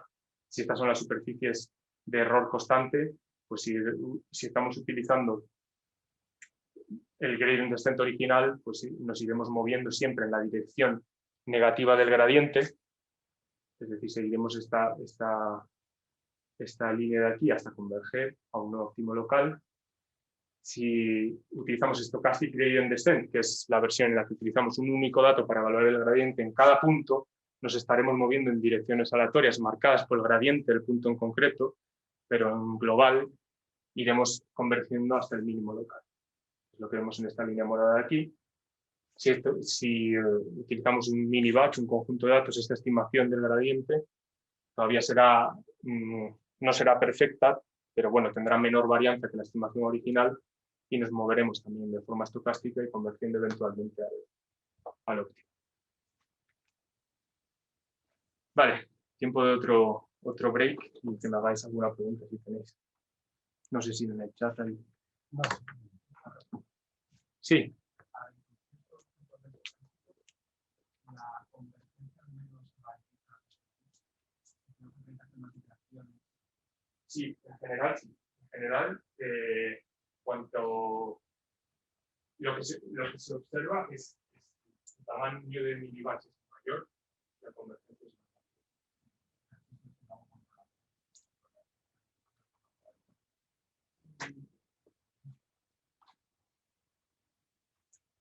Hombre, lo que sueles hacer en general es vas estudiando cómo evoluciona la función de coste, cómo se va puede explotar en algunos casos. Pero, de hecho, hay muchas situaciones en las que explota por otros motivos. Al final es un problema complejo, desde el punto de vista computacional. Pero bueno, sí, en general, cuanto mayor tienes, mayor familia de Univac, más. ¿Alguna cosa? Cuando lo del Univac siempre va cambiando los datos. Y los escoges al azar. Sí. O sea, escoges de datos al azar, entonces, además al azar y con la misma probabilidad.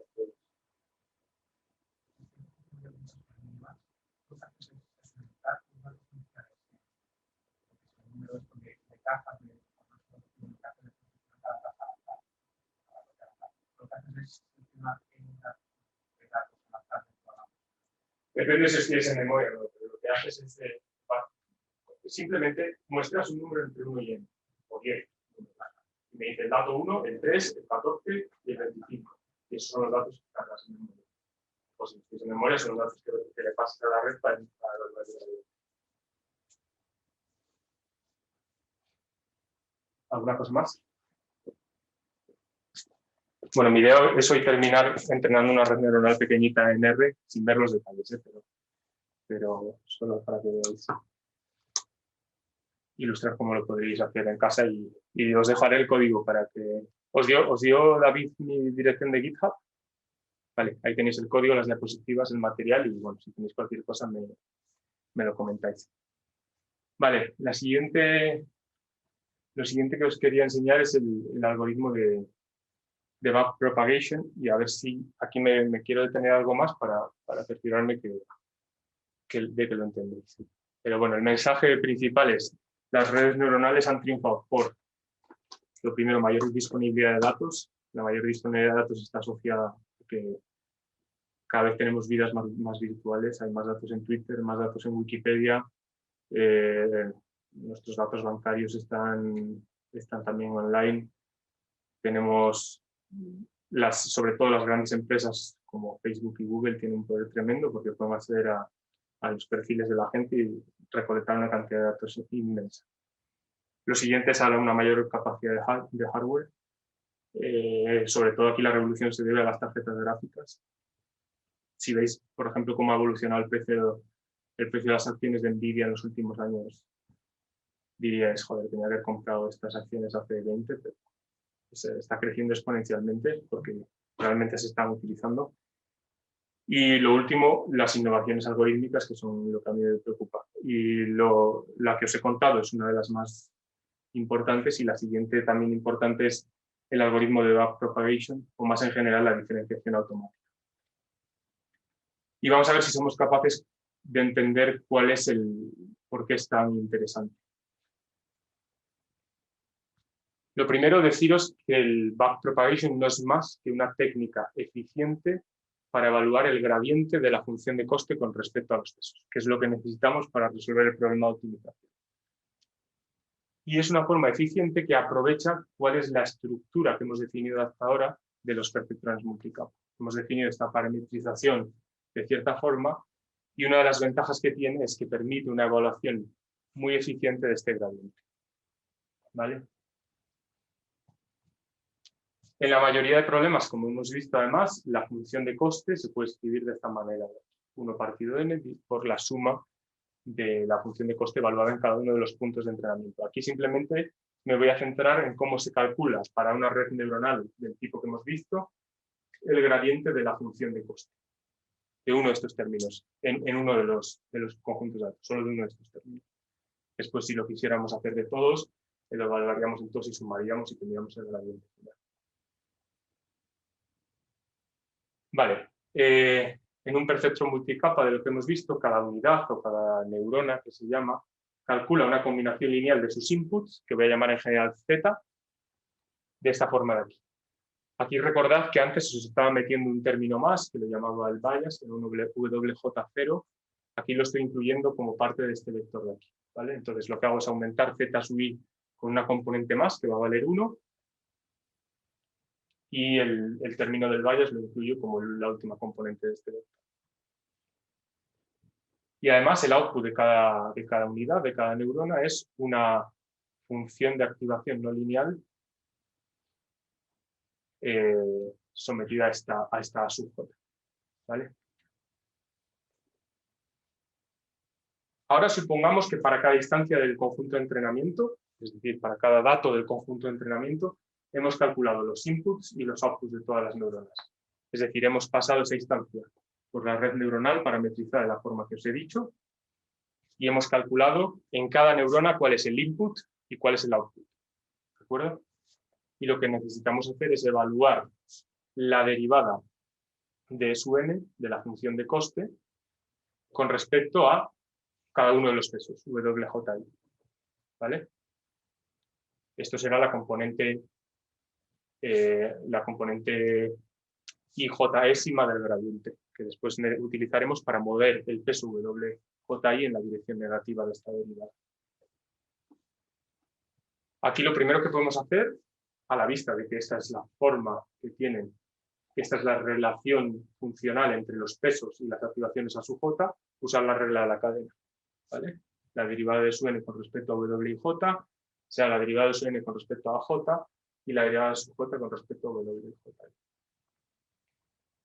Esta segunda de aquí, a la vista de esta expresión, es simplemente Z sub I y esta de aquí es simplemente delta sub J. Esto es una notación que incorporo aquí que es conveniente. ¿Vale? Muy sencillo. Esto no tiene nada, es solamente cálculo muy sencillo. ¿Vale? Lo único que necesito ahora para poder calcular esta componente del gradiente es simplemente ser capaz de calcular delta J para cada una de las unidades de la red, para cada uno de las neuronas. Y aquí hay que darse cuenta de que el delta J, el error final depende del delta J únicamente a través de las activaciones de las neuronas que están entre esta de aquí y el final. ¿Vale? O sea, al final esta neurona me va a lanzar la respuesta ZJ, la va a pasar por la respuesta ZJ, que es la activación no lineal evaluada en AJ, y esta respuesta la va a pasar a las siguientes neuronas, a todas ellas. Y estas van a seguir el proceso. Entonces el error va a depender de este output de aquí, únicamente a través de las activaciones de las neuronas posteriores. ¿Vale? Entonces, imaginaos por un momento que yo ya conozco el valor delta K para las neuronas posteriores. Para evaluar esta derivada de SUN con respecto a su J, como SUN depende de su J a través de las As de las neuronas posteriores, uso la regla de la cadena de nuevo. Esto es la suma en K de la derivada de SUN con respecto a A sub K para cada una de las neuronas siguientes y la derivada sub K con respecto a su J. Pero, vale, pero esta derivada de aquí es el delta de las neuronas anteriores y esta de aquí, derivada de A sub K con respecto a su J, no es más que el WKJ de las siguientes neuronas, donde aquí además tengo que derivar la función de activación. ¿Vale? Entonces, solo para ver si habéis ganado la intuición, hemos dicho que si yo conozco las deltas de las neuronas siguientes, puedo evaluar la delta J de la neurona de la cual quiero evaluar el gradiente. Pero yo en general estas deltas no las conozco. ¿Cómo se os ocurre resolver esto? Y tiene que ver con el nombre del algoritmo. Uy, no te oigo. Exactamente. Empiezas al final del todo, evalúas la delta de la última capa y vas recorriendo la red neuronal en el sentido inverso, hacia atrás. Por eso se llama backpropagation. Pero claro, la unidad de salida, la activación de la unidad de salida lo que devuelve es directamente I sub n. Y T sub n es el valor del target original. El error es sub n, es un medio, o bueno, de este un medio podéis prescindir también, pero lo escribimos para que la derivada quede más bonita. Un medio de I sub n menos T sub n al cuadrado en el caso de la regresión lineal, del error cuadrático medio, ¿no? La delta de la última salida es la derivada de este error con respecto a su salida, que es directamente I sub n menos T sub n. ya tenemos la de la última capa. Si vamos a la capa, a la penúltima capa, utilizando los resultados de la última capa, somos capaces de evaluar los deltas de cada una de sus neuronas. Volvemos a la siguiente, a la capa antepenúltima. Hacemos lo mismo iterativamente hasta que recorremos la red de derecha a izquierda esta vez hasta el principio. O sea, para evaluar la función vamos de izquierda a derecha, para evaluar la derivada vamos de derecha a izquierda. Entonces, el algoritmo de backpropagation en forma de, vamos, en resumen, introducimos el vector xn a la red, realizamos el forward pass para calcular inputs y outputs, de izquierda a derecha. Evaluamos delta en la unidad de salida, usando esta expresión de aquí, no tiene más. Propagamos las deltas hacia atrás para obtener las deltas UJ, que se obtienen utilizando esta expresión que hemos derivado simplemente usando la regla de la cadena. Después, una vez que queramos evaluar las derivadas, simplemente multiplicamos la delta J por la Z sub I de la neurona en concreto, que es el input de esa neurona, ¿vale? Y así ya tenemos la derivada del error con respecto a WJI. Además, estas funciones de activación no lineales suelen tener formas que hacen que su derivada sea algo sencillo desde el punto de vista computacional. Por eso os puse la activación esta de aquí.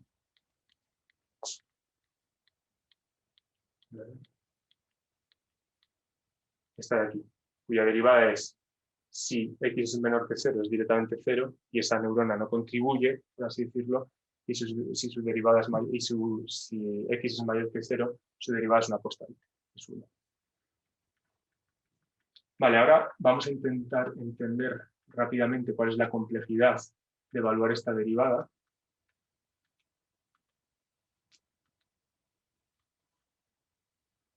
Vale.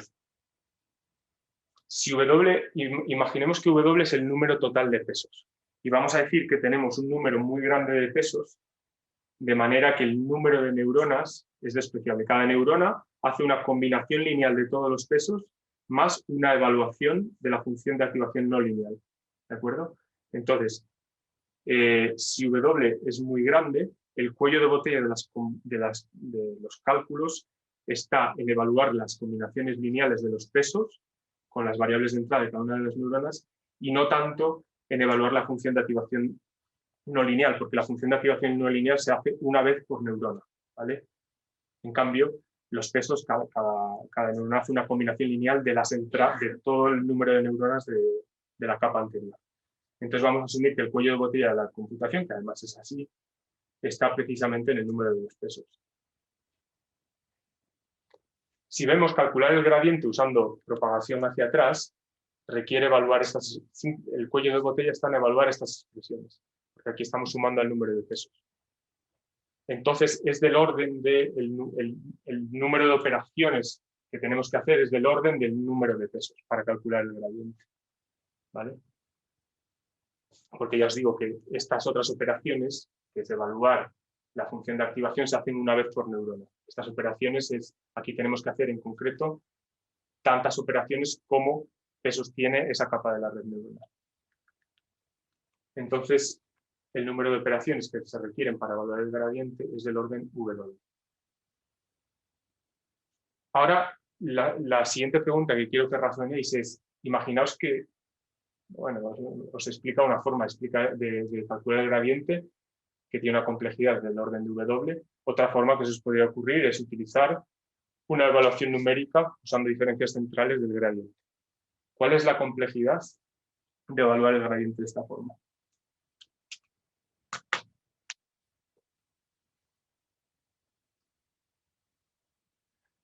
Os doy una pista. Evaluar la función, ya hemos dicho antes, evaluar la función requiere un número de operaciones del orden del número de pesos. Que ahí es donde está el cuello de botella de la computación. O sea, evaluar esto de aquí, en WJI, el valor actual de los pesos más un epsilon, requiere del orden de W operaciones.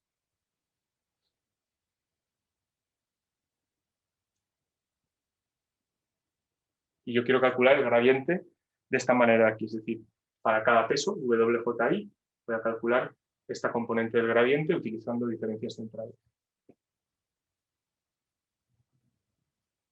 paramétrico. ¿Eh? No. Evaluar esta expresión de aquí es orden W, eso es correcto, pero yo he dicho calcular el gradiente. Eso es W cuadrado. Yo tengo que evaluar esto para cada uno de los pesos. ¿Vale? Esta es la razón, aparte de que el método de propagación hacia atrás me da el gradiente de forma exacta. Esto es una aproximación numérica que tiene, bueno, precisión del orden epsilon cuadrado, pero es una aproximación numérica. Entonces, como veis, es muchísimo más eficiente evaluar el gradiente utilizando propagación hacia atrás, backpropagation, que evaluarlo utilizando diferencias centrales.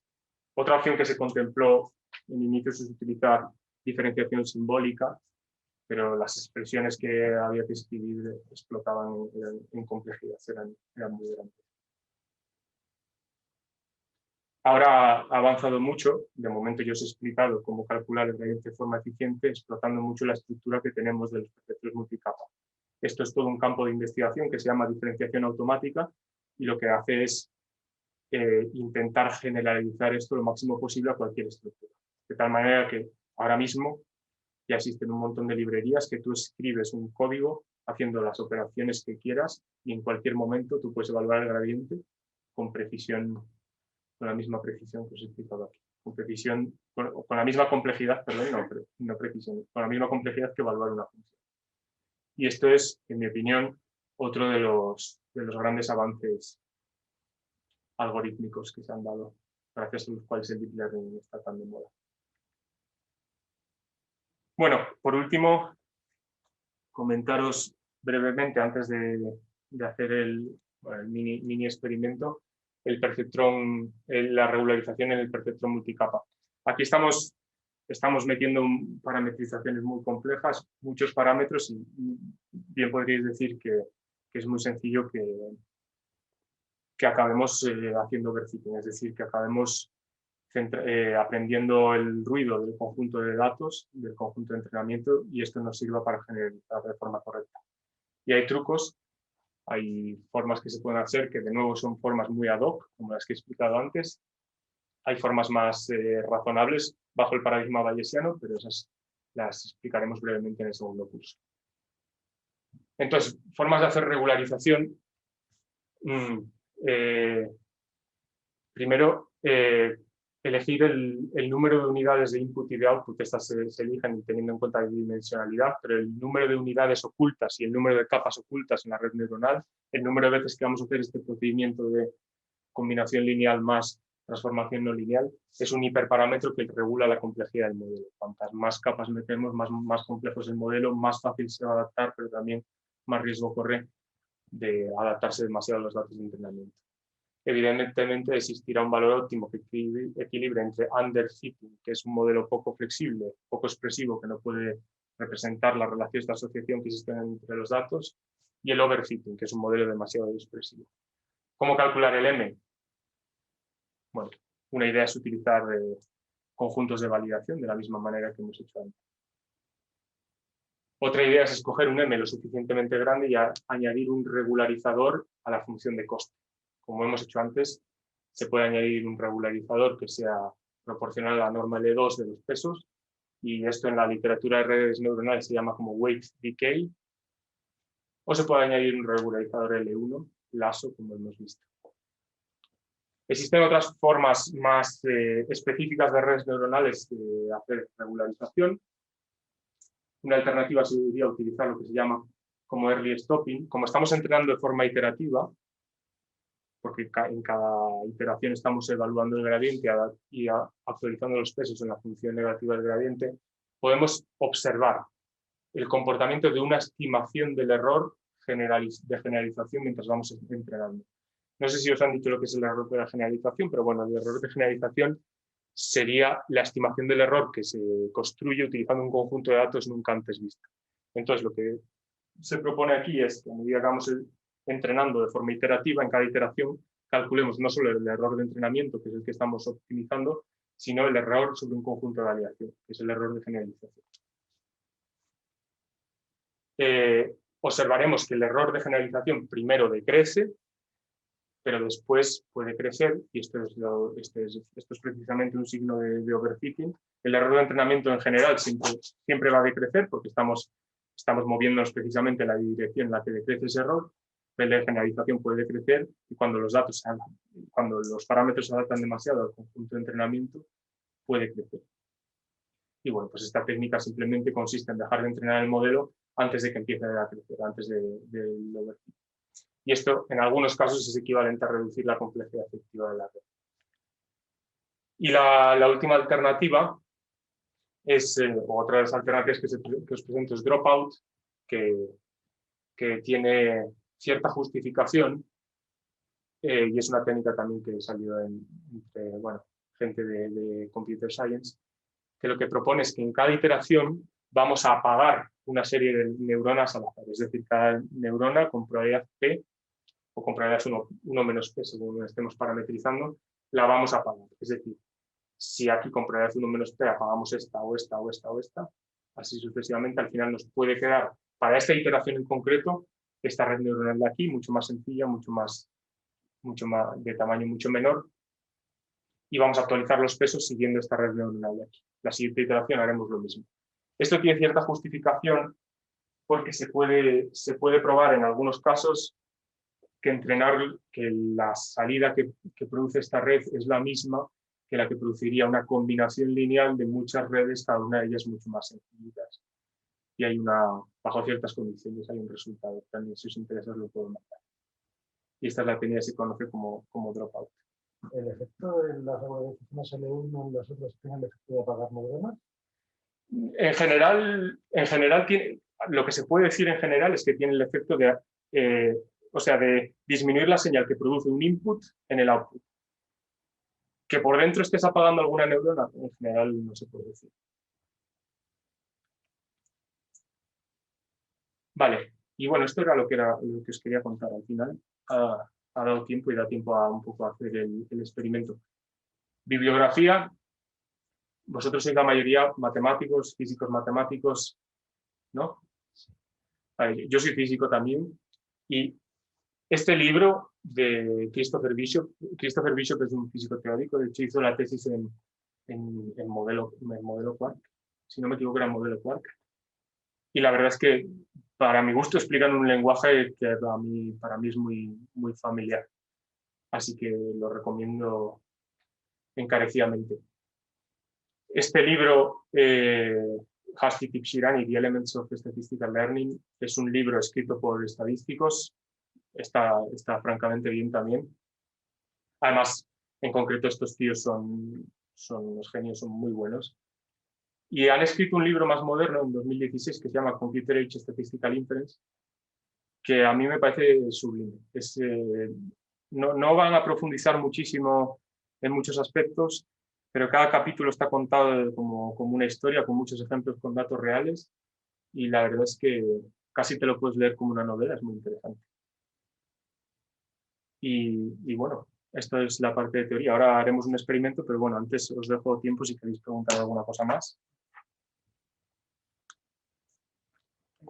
Sí, bueno, tengo curiosidad, si cuando hacemos la regularización del L2, L1, ¿hay alguna razón teórica para no usar cualquiera para no, de hecho se utilizan otras normas. De hecho, en general, el algoritmo que utiliza otras normas se llama Elastic Net y se pueden incluso utilizar combinaciones lineales de varias normas. Cuando lidiamos con datos es muy difícil tener resultados teóricos generales. Te das cuenta que los datos en general vienen de distribuciones de probabilidad muy diferentes. Entonces, algo que aplica a un tipo de problemas no tiene por qué aplicar.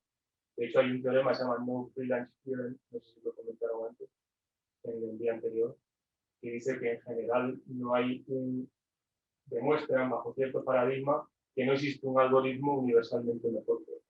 Es decir, siempre puedo encontrar datos que procedan de distribuciones de probabilidad tales que este algoritmo sea peor que otro. Entonces, demostrar las cosas aquí teóricamente es complicado en muchos casos. Hay casos que sí, pero en general cualquier resultado de universalidad es difícil. ¿Alguna cosa más?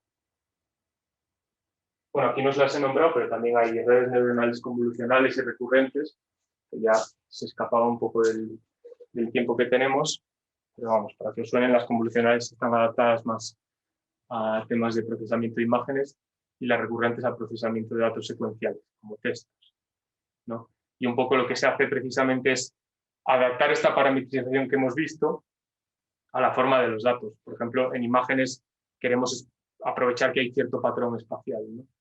Que lo que dicen los vecinos de un píxel acerca de ese píxel pues es importante a la hora de tener la respuesta. En datos secuenciales lo mismo. Lo que dicen las palabras vecinas de una palabra dada es importante. Y se crean parametrizaciones específicas para explotar eso. Vale, para acabar, que me queda media horita, ¿no? Vale.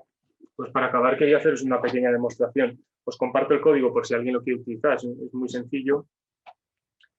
Y me dices ahora si se está viendo. Se está bien. Sí, ¿no? Vale. Bueno, Igual puedes hacer tus propias ventanas más grandes, las que tienen más código, yo creo que sí podrá. y a lo mejor cambiar el tamaño de letra. Si no me equivoco, se puede. Esto quiero dejar. A ver. Sí, ¿no? ¿Así? Vale. Bueno, este es el software R, que lo conocéis. En concreto es lo que he hecho aquí es preparar un fichero RMD con extensión R Markdown. Es interesante porque te permite escribir en lenguaje MD y también en LaTeX. Aquí yo puedo poner ecuaciones y se va a renderizar al mismo tiempo que se ejecuta el código. Para dar presentaciones está bien. De hecho, si renderizo este fichero, lo que saldría sería en HTML, aunque también se puede poner... No, esto no es. No, disculpa. Sería... está aquí. Si renderizo este fichero, saldría una cosa así, donde os aparece el código, las ventanas de código. También si hago algún print, aparece el print. ¿Vale? De hecho, luego si queréis echarle un vistazo, también está en la página web. Quizás en el futuro sea útil tener algo así, sobre todo si vais a hacer algo relacionado con datos. Es bastante útil. Vale, aquí lo que vamos a hacer es resolver un problema de aprendizaje supervisado. No, pero este no es, disculpad. Esta es la presentación, que también está hecha con el R Markdown. Ok, ahora sí. Vamos a resolver un problema de aprendizaje supervisado. En concreto, ¿conocéis alguno de la base de datos MNIST? ¿Tú sí? ¿Tú has hecho algo ya? ¿Has hecho algún máster de datos? Pero has jugado con estas cosas. Sí, ¿no? trabajamos en una red funcional Vale, perfecto. ¿Y eres matemático? y estadística. Mates y estadística. ¿De qué universidad? Vale. Bueno, es una base de datos muy conocida con la que se empezó. Ahora mismo ya pues, no tiene tanto interés porque es un problema relativamente sencillo de resolver ahora. Antes, de hecho, hoy vamos a conseguir una precisión de un 99% utilizando una red neuronal muy, muy sencilla. Es una base de datos de imágenes de dígitos que están escritos a mano. Se escribió en no sé qué servicio de correos estadounidense, creo, y bueno, cada imagen es un dígito escrito a mano, y lo que quiere el ordenador es hacer reconocimiento de caracteres. Dada una imagen, sacar el dígito, que es el número. ¿Vale? Aquí en concreto vamos a utilizar la librería Keras. ¿Vale? Keras es una librería que está escrita sobre TensorFlow. ¿A alguno le suena TensorFlow? Bueno, me imagino que a ti, y quizás a ti también. Bueno, TensorFlow y PyTorch son dos librerías muy potentes sobre todo para diferenciación automática. Son de estas librerías que os he dicho que escribís una función en serie y ellos la diferencian a coste de evaluar la función. TensorFlow es de Google, PyTorch es de Facebook, y existe esa batalla. ¿Cuál es mejor, cuál es peor? Pues depende de lo que estéis acostumbrados o lo que os guste. Y Keras es una librería que está escrita encima de TensorFlow, porque TensorFlow a veces el código es un poco denso y te permite hacer funciones muy rápidamente, lo vamos a ver. ¿Vale? Vamos a usar esto. Además voy a utilizar después otro algoritmo para comparar, que es Random Forest, que... no sé si se cable esto, que funciona un poco más. Sí, Ah. Lo había vuelto ya. sí, es que yo creo que el conector este está un poco chungo. A ver ahora.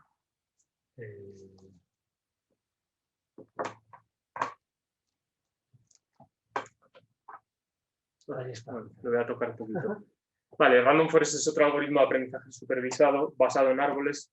No os lo he explicado porque no da tiempo. Pero, bueno, simplemente os voy a ejemplificar este algoritmo y el otro y los vamos a comparar. Vale.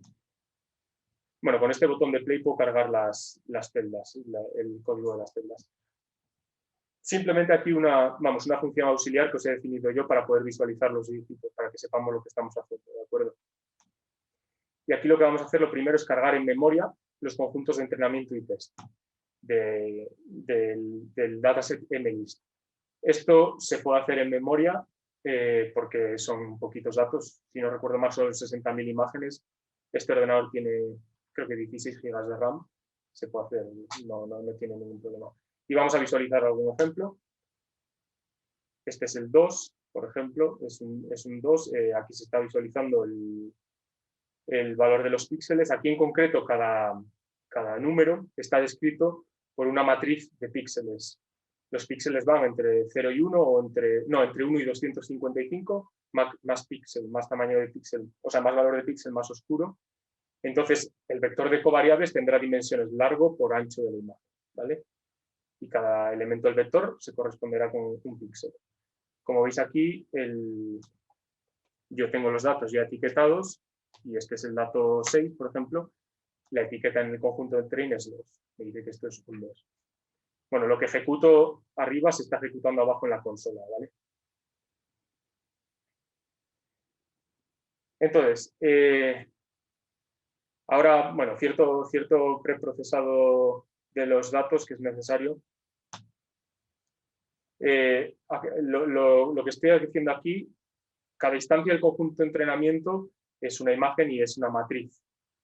Una matriz de tamaño, número de píxeles ancho, número de píxeles alto. Para que yo pueda introducir en la red estos valores, necesito que convertirlos en un vector, en dimensión de un vector unidimensional, no una matriz. Entonces aquí simplemente lo que estoy haciendo es aplanar los datos. En concreto, el número de píxeles que tengo, ancho por alto, es 784. ¿Vale? Así que aquí lo único que le digo es que la dimensión del conjunto de entrenamiento sea número de instancias de conjunto de entrenamiento por 784. Y aquí lo mismo. Los que no entendáis R y estas funciones nos suenan raro, no os preocupéis. Aunque todo el mundo sabe programar en algún lenguaje, imagino. Vale, pues bueno, son todos muy sencillos. Son todos muy sencillos y R es más sencillo todavía que el resto. Así que no hay problema. Vale, lo siguiente que se necesita hacer es pasar las etiquetas a la notación que se denomina one-hot encoding. Ahora mismo las etiquetas de los datos son 1, 2, 3, 4, hasta 9 y 0 también en función del número que represente la imagen. Esas etiquetas tienen un valor erróneo. Ahí estamos diciendo implícitamente que el 7 está más cerca del 8 que del 9. Y esto no es correcto, son imágenes, ¿vale? La imagen del 7 no tiene por qué parecerse más a la del 8 que a la del 9. El truquito que se hace es convertir a notación one-hot encoding. One-hot encoding quiere decir que el 0, por ejemplo, lo vamos a representar como un vector que tiene un 1 en la primera componente y 0 en el resto. El 1 lo vamos a representar como un 0 en la primera componente, un 1 en la siguiente y 0 en el resto, y así sucesivamente. Van a ser cada uno vectores del tamaño número total de dígitos. Además, esto facilita las computaciones posteriores. Vale, aquí muy sencillo. Vamos a definir un modelo de regresión logística en Keras con cierta regularización. Es decir, esto es un problema de clasificación multiclase.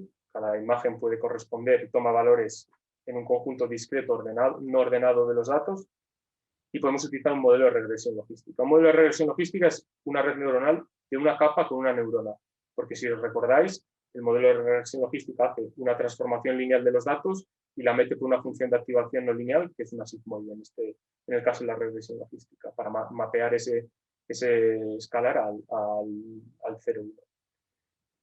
Vale, en Keras lo primero que hay que hacer es definir el modelo. Esto lo estoy llamando modelo LR. Este modelo cae dentro de una serie de modelos que se llaman secuenciales, ¿vale? Porque todos los perceptrones multicapa caen dentro de modelos que Keras llama secuenciales. Y va a tener una única capa que se llama densa. Las capas de los perceptrones multicapa se llaman densas. Va a tener 10 unidades, que es la capa de salida, ¿no? Yo voy a mapear mi vector, que tiene tamaño, número de píxeles de ancho por número de píxeles de alto, 784, en 10 numeritos, ¿vale? Que van a ser la probabilidad de que esa imagen esté asociada con cada una de las respuestas de la salida. Esto lo hace esta capa. Simplemente se hace una combinación lineal enorme de todos los valores de píxeles de entrada, una combinación lineal, y se pasa por una función de activación softmax, que se lo mapea a 10 numeritos que suman 1 y están en tercer y 1, para poder interpretarlos como probabilidades. El tamaño de la entrada es 784 y la activación, que es la que señalamos aquí, es la softmax, que es esa función e elevado a su i dividido entre la suma de elevado a su i para que sume 1. ¿Sí? ¿Os acordáis? Vale, defino el modelo. Aquí no se está haciendo ningún cálculo de momento, simplemente se están definiendo. Simplemente podemos ver ahora los parámetros. Con la función summary vemos los parámetros de este modelo. Y en concreto este modelo tiene 7.850 parámetros. ¿Sabéis por qué? Son para cada uno de los píxeles, o sea, la entrada tiene 784 componentes, ¿no? Yo voy a hacer 10 combinaciones lineales de esa entrada y las voy a pasar por esta función exponencial. Entonces, 784 por 10 más son 7.840 más los 10 biases, los 10 componentes que van sin X, ¿vale? ¿Entendéis por qué son 7.850?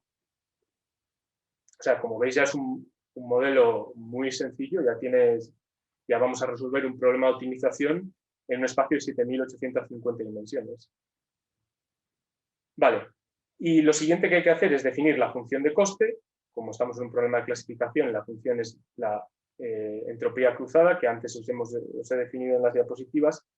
Y aquí además se pueden incorporar información acerca de ciertas métricas que me interesan a mí para evaluar cómo de bien lo está haciendo el modelo.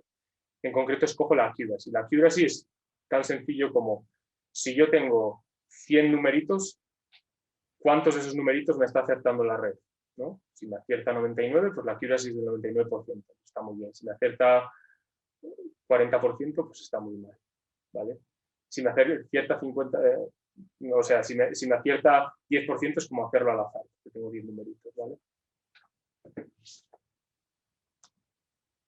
Vale, aquí es donde se define la función de coste. Y ahora, entrenar el modelo durante 30 épocas y fijar el tamaño del batch a 128. Vale. Las épocas, eso no lo he dicho, son cada una de las iteraciones que se hacen sobre todo el conjunto de datos.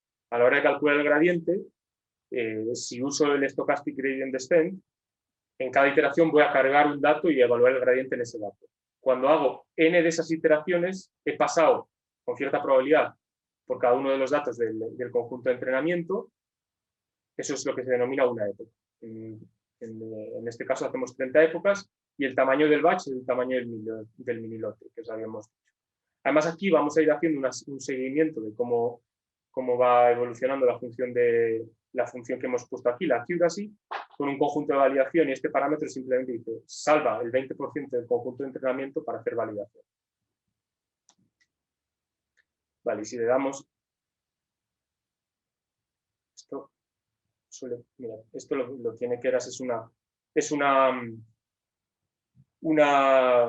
representación de cómo va evolucionando. Arriba lo que aparece es el valor o sea, en línea azul, el valor de la función de coste, que es la entropía cruzada, en el conjunto de entrenamiento, y en el verde en el conjunto de validación. Y abajo aparece la accuracy. La accuracy es la precisión, ¿vale? Como veis, en épocas iniciales, tanto la accuracy va aumentando, aunque parece que parece que se estanca después de cierto número de épocas en un valor en torno a 0,75, que no está mal, pero es muy mejorable. Vale. Y ya terminado. Aquí, esto lo he hecho de esta manera para ilustrar una de las cosas que pasan en general cuando se utilizan redes neuronales. Y es que es casi siempre es conveniente casi siempre escalar los datos antes de ejecutar o antes de entrenar la red neuronal. Nuestros datos ahora, como os he dicho, son un vector de dimensión 784 de números que están entre 0 y 255. ¿Vale? Con esta función lo que hago es escalarlos para que estén entre 0 y 1. En teoría vamos a converger con ambos, escalemos o no, a un mínimo local. Eso nos lo garantiza la teoría, que convergemos. ¿Qué pasa? Que si, imaginaos, la escala de nuestros pesos está en el orden de la escala de nuestros datos, en el orden del 255, la red neuronal lo que hace inicialmente es inicializar los pesos aleatoriamente en valores muy cercanos a 0. Si tenemos que movernos de 0 a 255, acordaos con una learning rate, que en general suele ser pequeñita para no dar pasos muy largos en el espacio de pesos, eso nos va a llevar mucho tiempo. En cambio, esto es simplemente la intuición. Si normalizamos los datos de tal forma que estén todos en la misma escala, vamos a movernos mucho más rápido en el espacio de pesos y vamos a converger mucho más rápido. Y esto lo vais a ver aquí. Aquí optimizo los datos y vuelvo a entrenar el modelo, exactamente igual que antes.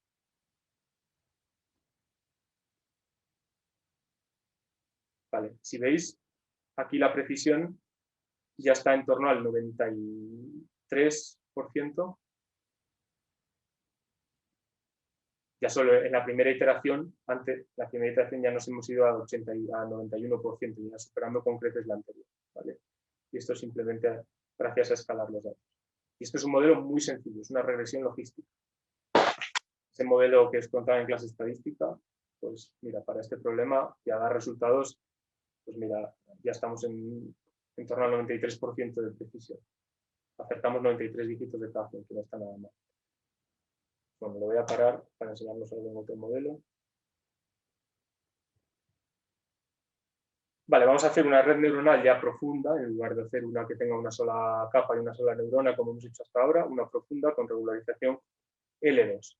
Entonces aquí esta es la forma de definir los modelos. Es exactamente igual que lo de antes y gracias a estos operadores que se llaman pipes en R, en Keras en concreto, nos permite conectar varias estructuras. Aquí lo primero que estamos haciendo es, tenemos nuestro vector inicial que tiene 784 componentes.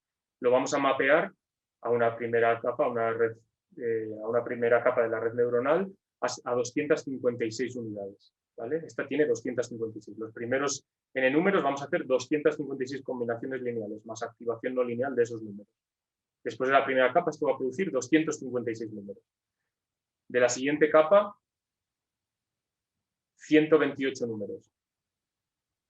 Y ya de la última capa, de esos 128 números, los vamos a mapear a los 10 números que necesitamos de la salida con la activación softmax para que esos números estén entre 0 y 1 y sumen 1 y los interpretemos como probabilidades. Por cierto, aquí cuando os hablo de accuracy, lo que se está haciendo es con estos 10 números asignar la respuesta al número con mayor probabilidad. ¿Vale? Si no lo dije, pues es importante. Vale, y aquí además estamos metiendo regularización L2 en cada una de las capas y este L es el valor del parámetro lambda que os he enseñado antes en la teoría. ¿Vale? Si ejecutamos este modelo, como veis, ya tiene mucho más parámetros. En concreto tiene 235.146, que bueno, es un número formidable. Pero fijaos cómo ha avanzado la computación, que yo puedo entrenar un modelo con 200 y pico mil parámetros en mi máquina local. Esto era impensable hace no tanto. Vale, lo mismo, definimos la función de coste como la entropía cruzada y la métrica que vamos a estar siguiendo aquí en la pantalla de la derecha va a ser la precisión. Aquí el optimizador, no entra en detalle, pero el optimizador que se utiliza por debajo no es exactamente el descenso por el gradiente, sino ciertas modificaciones, ¿vale? Que existen. Aquí se utiliza uno que se llama RMS-Plot, hay otros que se llaman ADAM, que son refinamientos del descenso por el gradiente. Si tenéis interés os puedo pasar bibliografía, pero también es un campo de investigación amplio De hecho, hay un buen equipo aquí en la, bueno, aquí o allí, en la Escuela Politécnica Superior, dentro de informática, que trabajan en mejores optimizadores para redes neuronales. Vale, y aquí, pues por último, entrenamos de nuevo el modelo con 30 épocas.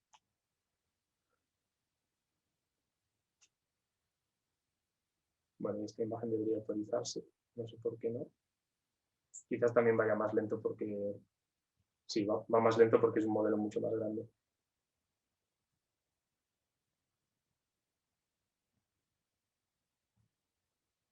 Vale, fijaos ya que con poquitas épocas ya estamos cerca del 97% de precisión.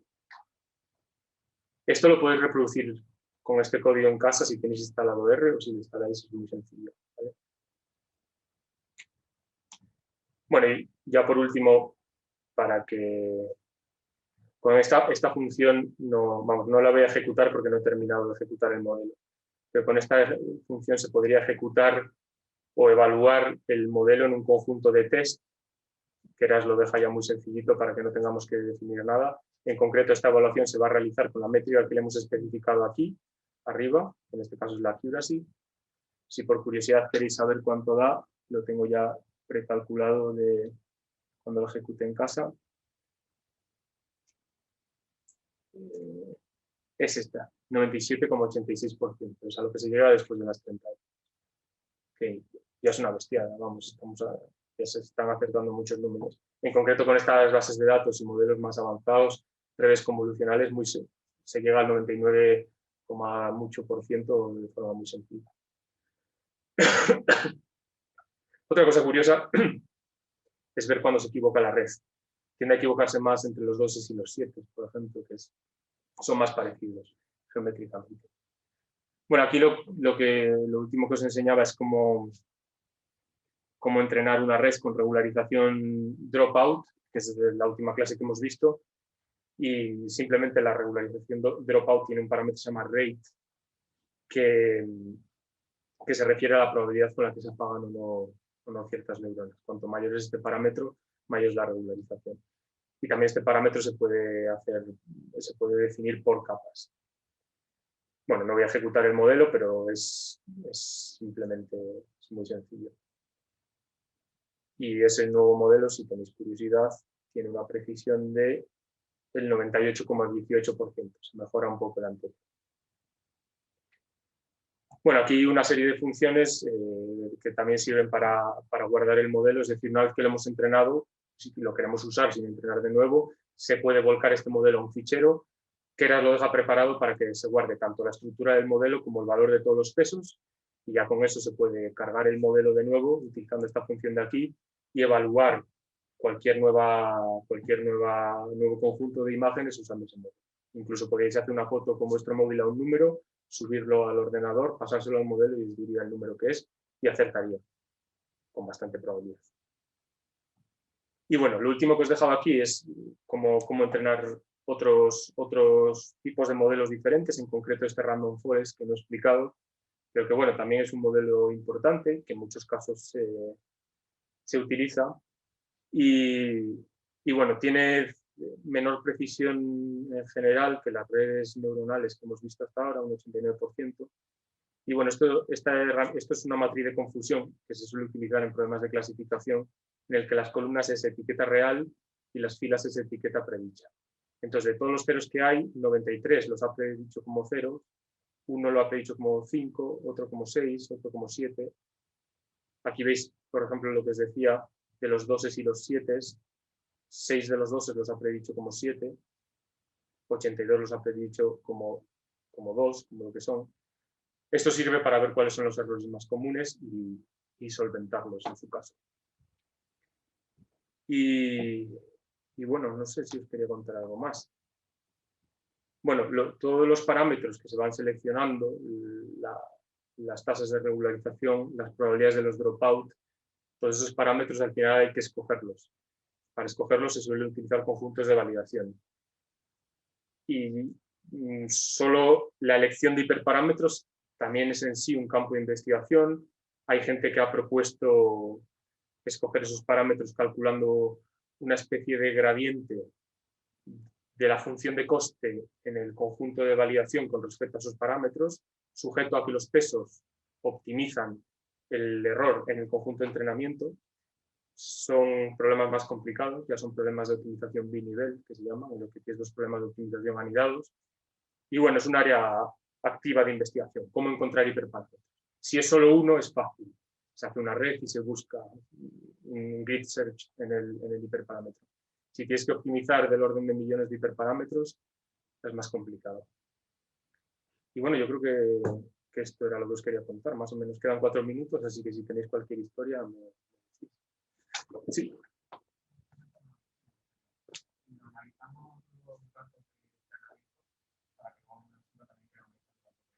Sí, de texto, de variación. Y esa es una muy buena pregunta porque es un fallo que se suele cometer. Si se normalizan los datos de entrenamiento, hay que normalizar los datos de test. En este caso, la normalización es dividir por una constante, ¿no? Dividir por 255 para escalarlos entre 0 y 1. Otros tipos de normalizaciones, la estandarización clásica en estadística es restar la media y dividir por la varianza, ¿no? Esa es la estandarización que habréis visto. Esa hay que hacerla también en el conjunto de test, pero hay que hacerla con la media calculada en el conjunto de entrenamiento y la varianza calculada en el conjunto de entrenamiento, ¿no? Los datos de test realmente no se pueden utilizar para nada que no sea evaluar la precisión de la estimación que estemos haciendo. Sí, sí, sí.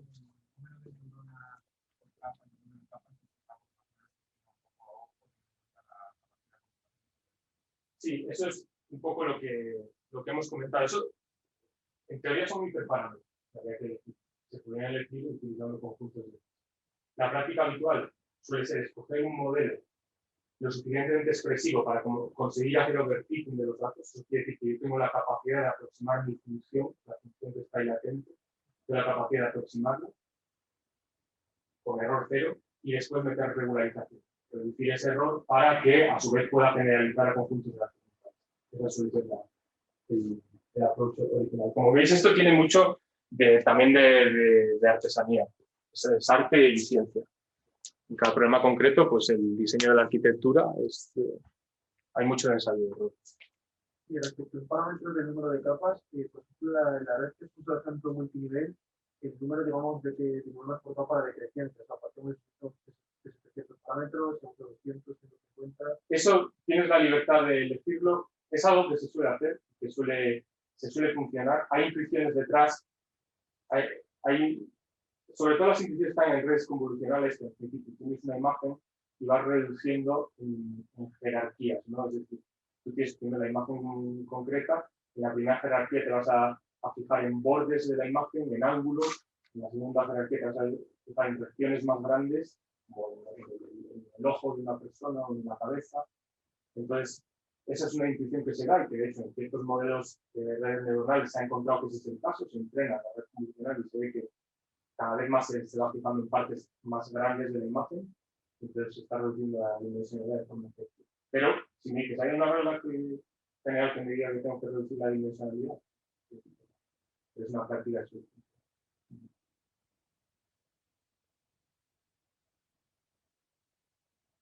bueno, pues nada más. Pues muy bien. Muchas gracias.